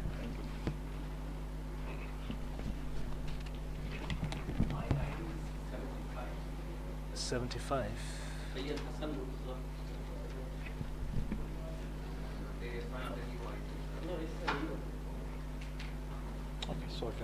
Okay. No. Okay, we'll sort it out. Yeah, that's fine. Yeah. Okay. Absolutely. Finally, my most sincere thanks to Maulana Qalbi Abbas Sahib for giving us the insight and being here this morning to give us a lecture, and also to Sheikh Hilly, who has enlightened us the whole morning. May Allah subhanahu wa ta'ala give them even more tawfiq to serve the community for even more years to come. A very, very loud salawat for Maulana Qalbi Abbas Sahib and Sheikh Hilly. Allahumma salli ala. Sorry, finally. IDs number 30 and 74. Please, can you go and see one of the, in fact, can you see Alia by the back, please? 74 and number 30, please. Thank you very much. Okay. Yeah. My mom is 26, but she has 29. The postcode is slightly wrong. It's LS. Okay, fine. I'll tell you what. Could you see Alia by the back? Yeah. Yes. So, it's a different name, I think. That must be a different name. Sayyid Hassan Murtaza. And this is Hussein Murtaza. Sorry, that's a Hassan Murtaza. Oh, yeah, I'm Hassan Murtaza. All right. This is Hussein. Maybe different. Yeah. What's your address? It's I'm still Manchester. Okay, no, that's fine. No, this is all right. Okay, thank you. Do I see about the room now or after the mic? The room's after the mic? I think after the match. You'd like to, yeah? This one? Let's see.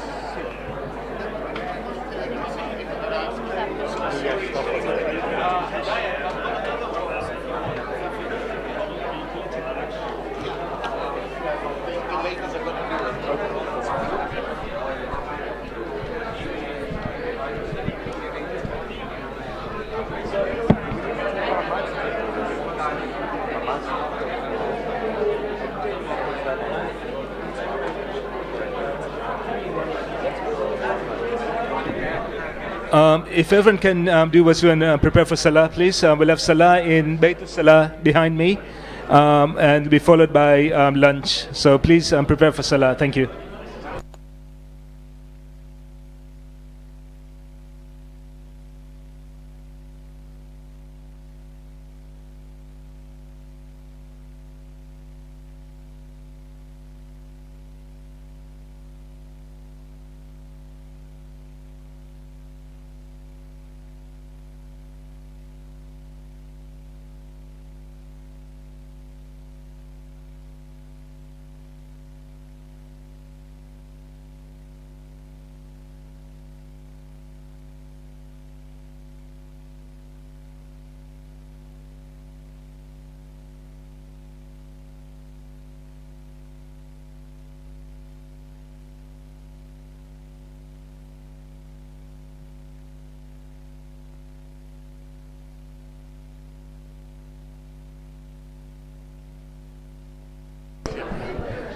Sorry, final announcement.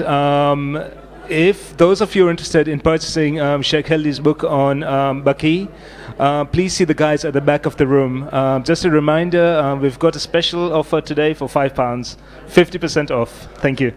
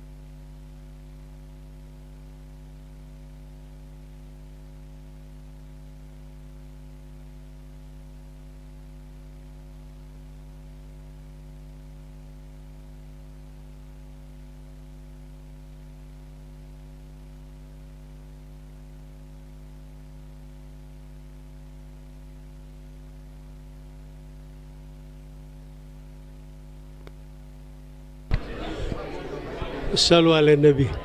Whoever wants to go away early, don't forget to collect your bags. Yeah?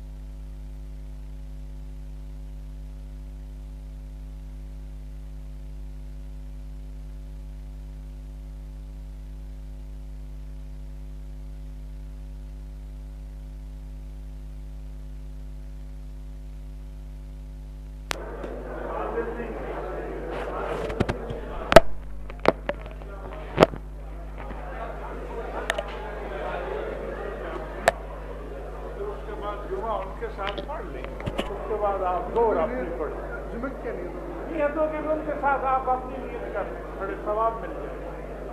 जुमे की नियत करेंगे? हाँ हाँ, सवाब मिल जाएगा। वह नमाज जुमा उनके साथ पढ़ो, किरात अपनी करें। हाँ तो ठीक है। उसके बाद जोर आपको पढ़नी पड़ेगी। जोर फिर वाजिब है, क्योंकि जुमा वाजिब नहीं हुआ ना। ठीक है, जुमे का क्या करेंगे? जुमे के भी मैं इनके साथ नमाज जुमा पढ़ रहा हूँ, गुरबत से नहीं लगा। जुमा आपका नहीं है, सिर्फ ये है कि जुमे का आप सवाब ले रहे हैं, जमात में खड़े हैं, उनके साथ किरात अपनी करें, ना भी करें तो जुमा नहीं है, समझिए। हाँ, उसके बाद जोर आपको वाजिब पढ़नी पड़ेगी। ठीक है, वो इम्पॉर्टेंट, फिर असर भी पढ़नी पड़ेगी। उसकी वजह यह कि आपका जुमा नहीं हुआ, जुमा कबूल नहीं है, ठीक है, तो इसलिए आपको जोर वाजिब पढ़नी पड़ेगी। ठीक है, क्लियर हो गया? हाँ, एक जुमे की नमाज में हाँ खुद ये वाजिब, तो जोर तो वाजिब है, जोर तो लाजमी वाजिब। ठीक है, उसकी वजह भी जुमा हुआ ही नहीं। ठीक है, जुमा कबूल ही नहीं, वो तो सिर्फ हम रस्मन उनमें खड़े। हाँ, सब आप। ठीक, तो मैं वो पहले जाता होता था तो अपने जुमे तक जाता था। जी जी, अभी जब जाता हूँ काफ़ी दूर है, तो हर दिन नहीं है जाने में, लेकिन हाथ खोल के पढ़े, उनके साथ पढ़े, ताकि उन्हें भी पता चले कि अभी जुमा पढ़ते हैं। तो इससे तबलीग भी है, तबलीग भी है। पूछो कहते क्या पढ़े, तुम्हारे पीछे पढ़ा है? हो गया, आज़ान दे ना, आज़ान द्वारा और यहाँ पर आज़ान दे, आपको आप आज़ान देंगे? नहीं, सर जगह अगर नहीं रखूँ मैं तो मैं पेपर रख, आप पेपर रखो, पेपर आप दे, उसको नहीं आती यार, उसको आप देंगे?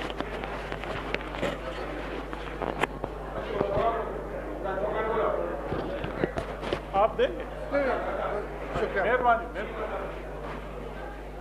Yes, coming. Read it out.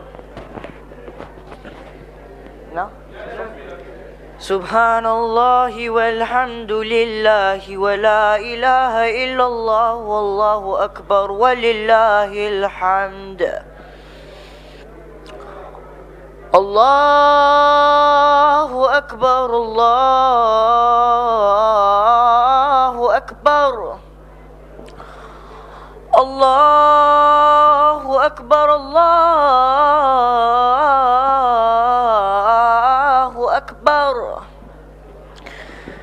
Ashhadu an la ilaha illallah.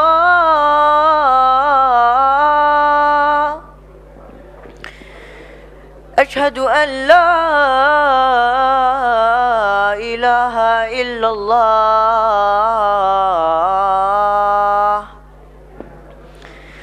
أشهد أن محمد رسول الله.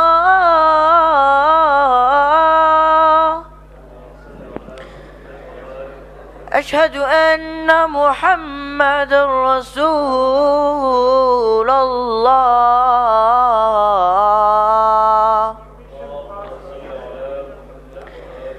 أشهد أن عليا ولي الله.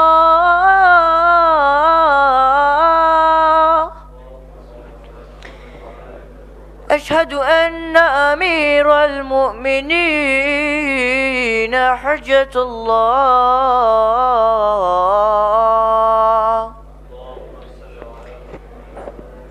حي على الصلاة، حي على الصلاة، حي على الفلاح، حي على الفلاح، حي على خير العمل، حي على خير العمل.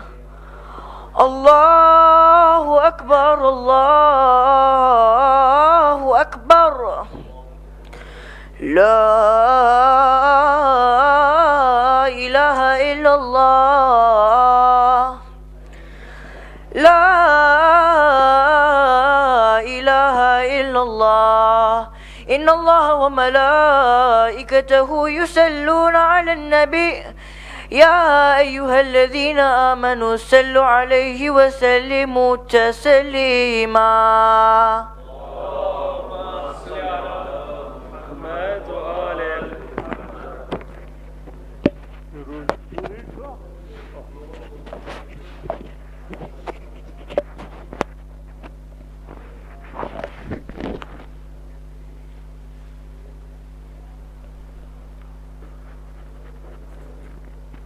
Your namaz qasr?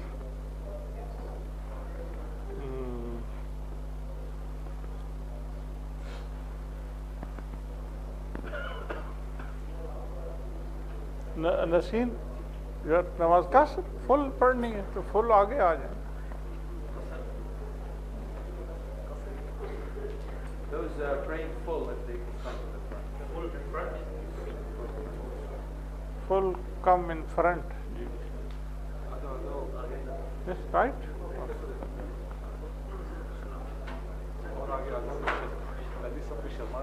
नहीं शर्माते नहीं, वो ठीक है.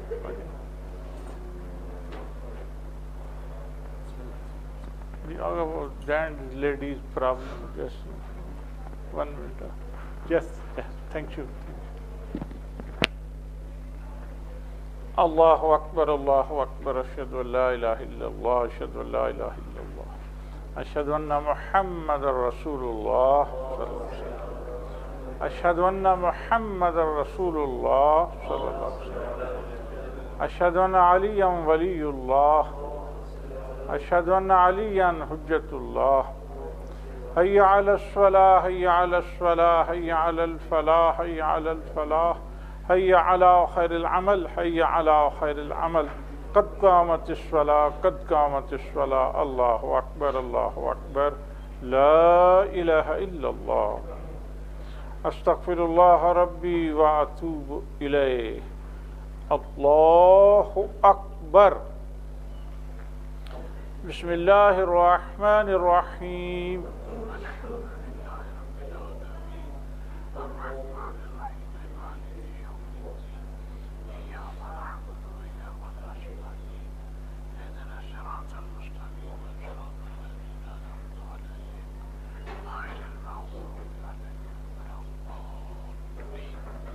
بسم الله الرحمن الرحيم.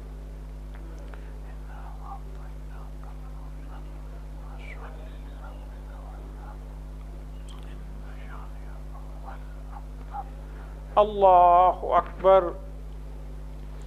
سبحان ربي العظيم وبحمده. رب صل على محمد وآل محمد. سمع الله لمن حمده. الله أكبر. سبحان الله، سبحان الله، سبحان ربي الأعلى وبحمده. رب صل على محمد وآل محمد. الله أكبر.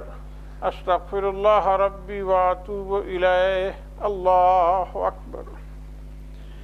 سبحان الله، سبحان الله، سبحان ربي الأعلى وبحمده. رب صل على محمد وآل محمد. الله أكبر. بحول الله وقوته. بسم الله الرحمن الرحيم.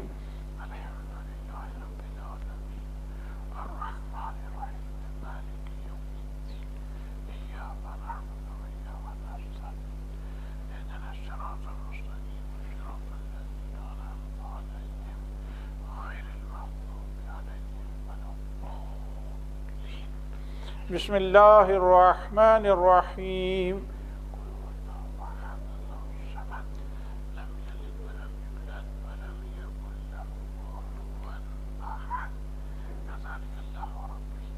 الله أكبر. ربنا آتنا في الدنيا حسنة وفي الآخرة حسنة وقنا عذاب النار. الله أكبر. سبحان ربي العظيم وبحمده. رب صل على محمد وآل محمد. سمع الله لمن حمده. الله أكبر. Subhanallah, Subhanallah, Subhana Rabbiyal A'la wa bihamdih. Rabbi salli ala Muhammadin wa ali Muhammad. Allahu Akbar. Astaghfirullah Rabbi wa atubu ilayh. Allahu Akbar. Subhanallah, Subhanallah, Subhana Rabbiyal A'la wa bihamdih. Rabbi salli ala Muhammadin wa ali Muhammad. Allahu Akbar. Alhamdulillah. Ashhadu an la ilaha illallah wahdahu la sharika lah.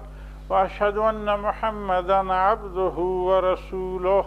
Allahumma salli ala Muhammadin wa ali Muhammad bihawlillahi wa quwwati.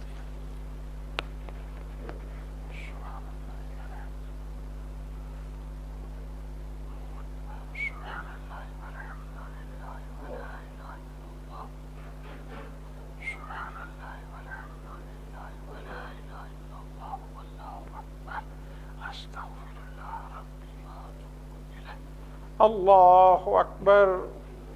Subhana Rabbiyal Azim wa bihamdih. Rabbi salli ala Muhammadin wa ali Muhammad. Sami Allahu liman hamidah. Allahu Akbar. Subhanallah, Subhanallah, Subhana Rabbiyal A'la wa bihamdih. Rabbi salli ala Muhammadin wa ali Muhammad. Allahu Akbar. Astaghfirullah Rabbi wa atubu ilayh. Allahu Akbar.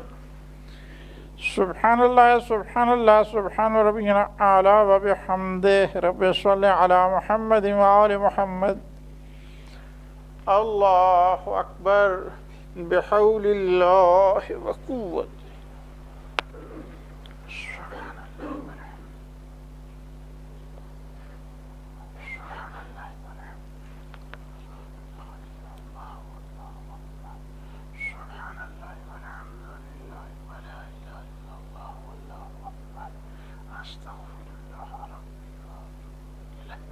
Allahu Akbar. Subhana Rabbiyal Azim wa bihamdih. Rabbi salli ala Muhammadin wa ali Muhammad.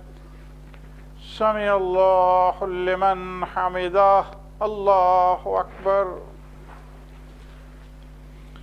Subhanallah, Subhanallah, Subhana Rabbiyal A'la wa bihamdih. Rabbi salli ala Muhammadin wa ali Muhammad.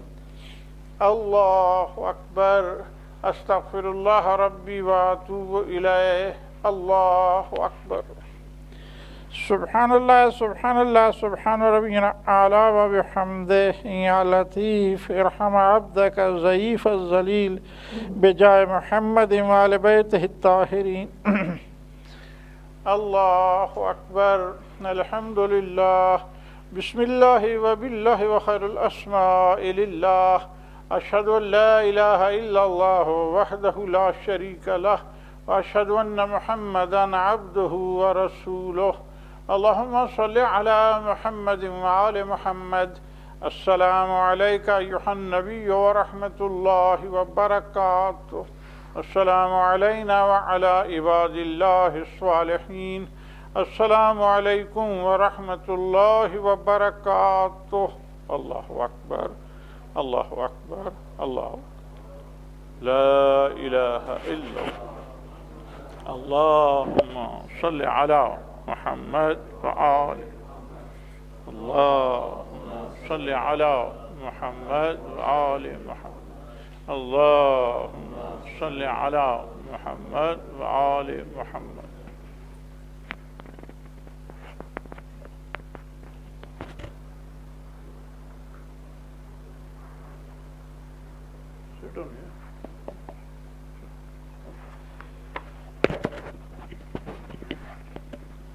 اللهم صل على محمد وآل محمد بسم الله الرحمن الرحيم لا إله إلا الله العظيم الحليم لا إله إلا الله رب العرش الكريم الحمد لله رب العالمين اللهم إني أسألك موجبات رحمتك وعزائم مغفرتك والغنيمة من كل بر والسلامة من كل إثم. اللهم لا تدع لي ذنبا إلا غفرته ولا حما إلا فرجته ولا سقما إلا شفيته ولا عيبا إلا سترته ولا رزقا إلا بسطته ولا خوفا إلا أمنته ولا سوعا إلا صرفته ولا حاجة هي لك رضا ولي فيها سلاه إلا قضيته يا أرحم الراحمين. آمين يا رب العالمين. أحسن أحسن. الله أكبر الله أكبر. أشهد أن لا إله إلا الله أشهد أن لا إله إلا الله أشهد أن محمدا رسول الله صلى الله عليه وسلم. أشهد أن محمدا رسول الله صلى الله عليه وسلم. أشهد أن عليا ولي الله أشهد أن عليا حجة الله. حي على الصلاة حي على الصلاة حي على الفلاح حي على الفلاح حي على خير العمل حي على خير العمل. قد قامت الصلاة قد قامت الصلاة. الله أكبر الله أكبر. لا إله إلا الله. أستغفر الله ربي وأتوب إليه. الله أكبر. بسم الله الرحمن الرحيم.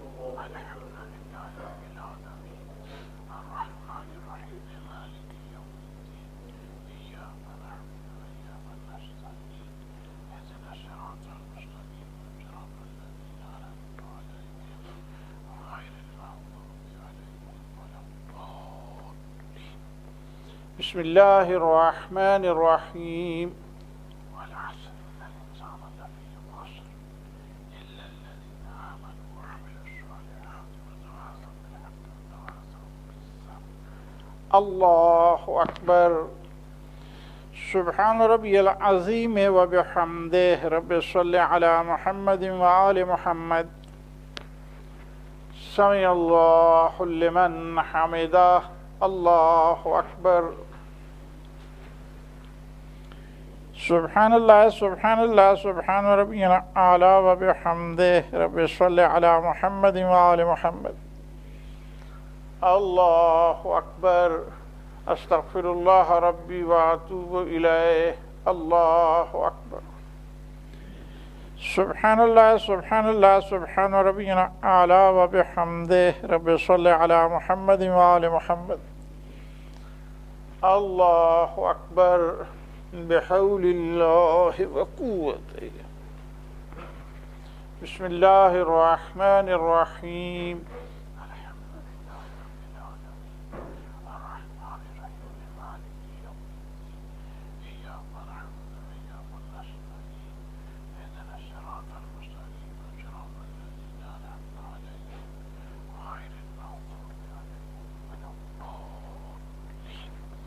بسم الله الرحمن الرحيم.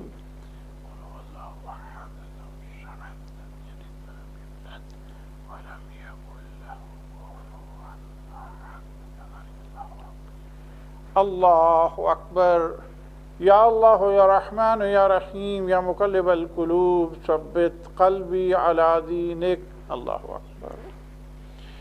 سبحان ربي العظيم وبحمده. رب صل على محمد وآل محمد. سمع الله لمن حمده. الله أكبر.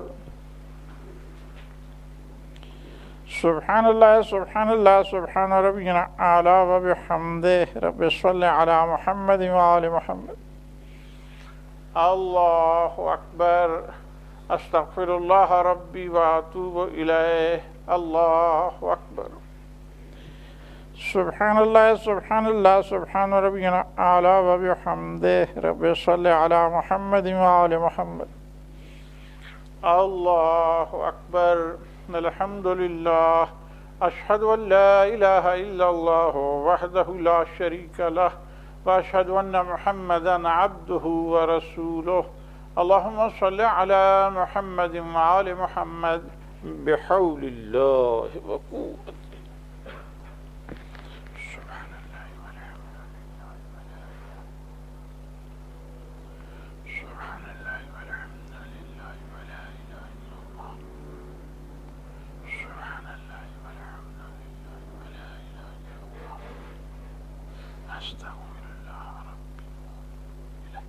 Allahu Akbar.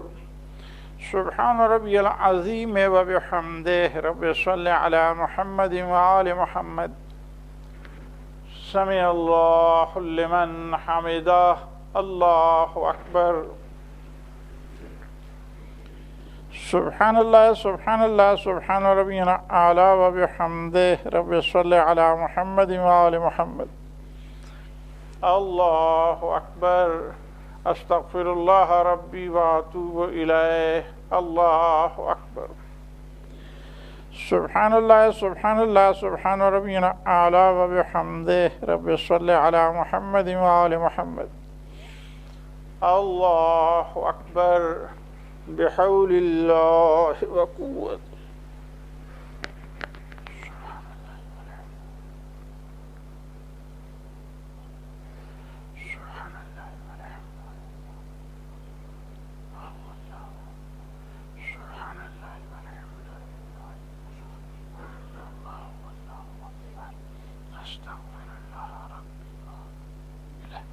Allahu Akbar. Subhana Rabbiyal Azim wa bihamdih. Rabbi salli ala Muhammadin wa ali Muhammad. Sami Allahu liman hamidah. Allahu Akbar. Subhanallah, Subhanallah, Subhana Rabbiyal A'la wa bihamdih. Rabbi salli ala Muhammadin wa ali Muhammad. Allahu Akbar. Astaghfirullah Rabbi wa atubu ilayh. Allahu Akbar. Subhanallah, Subhanallah, Subhana Rabbiyal A'la wa bihamdih. Ya waliyal afiyah. Nas'aluka al-afiyah, afiyat ad-dunya wal akhirah. Bijay Muhammadin wa ali baytihi at-tahirin. Allahu Akbar. Alhamdulillah. Bismillahi wa billahi wa khairul asma'i lillah.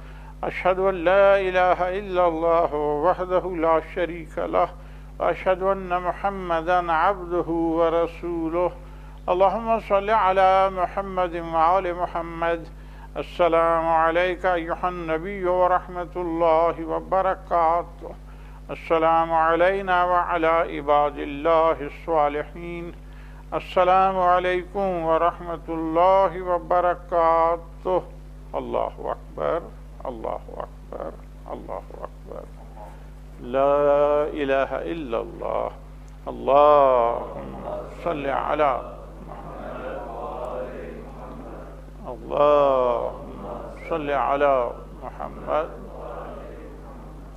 اللهم صل على محمد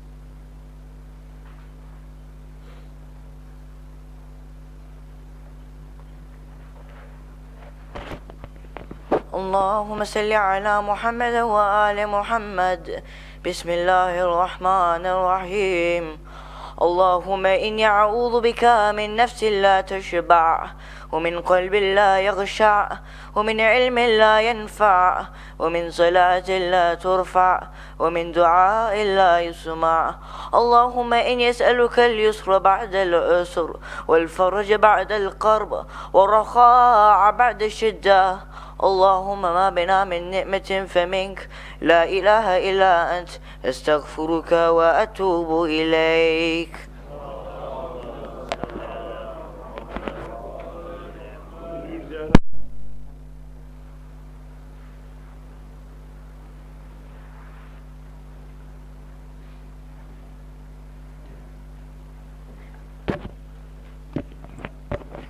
بسم الله الرحمن الرحيم السلام عليك يا رسول الله السلام عليك نبي الله السلام عليك يا أمير المؤمنين. السلام عليك يا فاطمة الزهراء. السلام عليك يا خديجة الكبرى. السلام عليك يا حسن المجتبى. السلام عليك يا أبا عبد الله الحسين، وعلى الأرواح التي حلت بفنائك. عليكم مني جميعا سلام الله أبدا ما بقيت وبقي الليل والنهار، ولا جعله الله آخر العهد مني لزيارتكم. السلام على الحسين وعلى علي بن الحسين وعلى أولاد الحسين وعلى أصحاب الحسين، خصوصا سيدي ومولاي أبو الفضل العباس بن أمير المؤمنين، وأختيك زينب الكبرى أم المسائب، وأم كلثوم وبنتك سكينة، ورحمة الله وبركاته. السلام عليك غريب الغربة السلطان بالحسن مولانا علي بن موسى الرضا، كن شفيعنا وشفيع والدينا في يوم الجزاء ورحمة الله وبركاته. السلام عليك يا مولانا صاحب الزمان. السلام عليك يا خليفة الرحمن. السلام عليك يا شريك القرآن. السلام عليك يا كعبة الإيمان. السلام عليك يا إمامنا وإمام الإنس والجان، عجل الله فرجاه وسحر الله مخرجاه وظهور. السلام عليكم جميعا ورحمة الله وبركاته. بسم الله الرحمن الرحيم. اللهم كن لوليك الحجة بن الحسن صلواتك عليه وعلى آبائه في هذه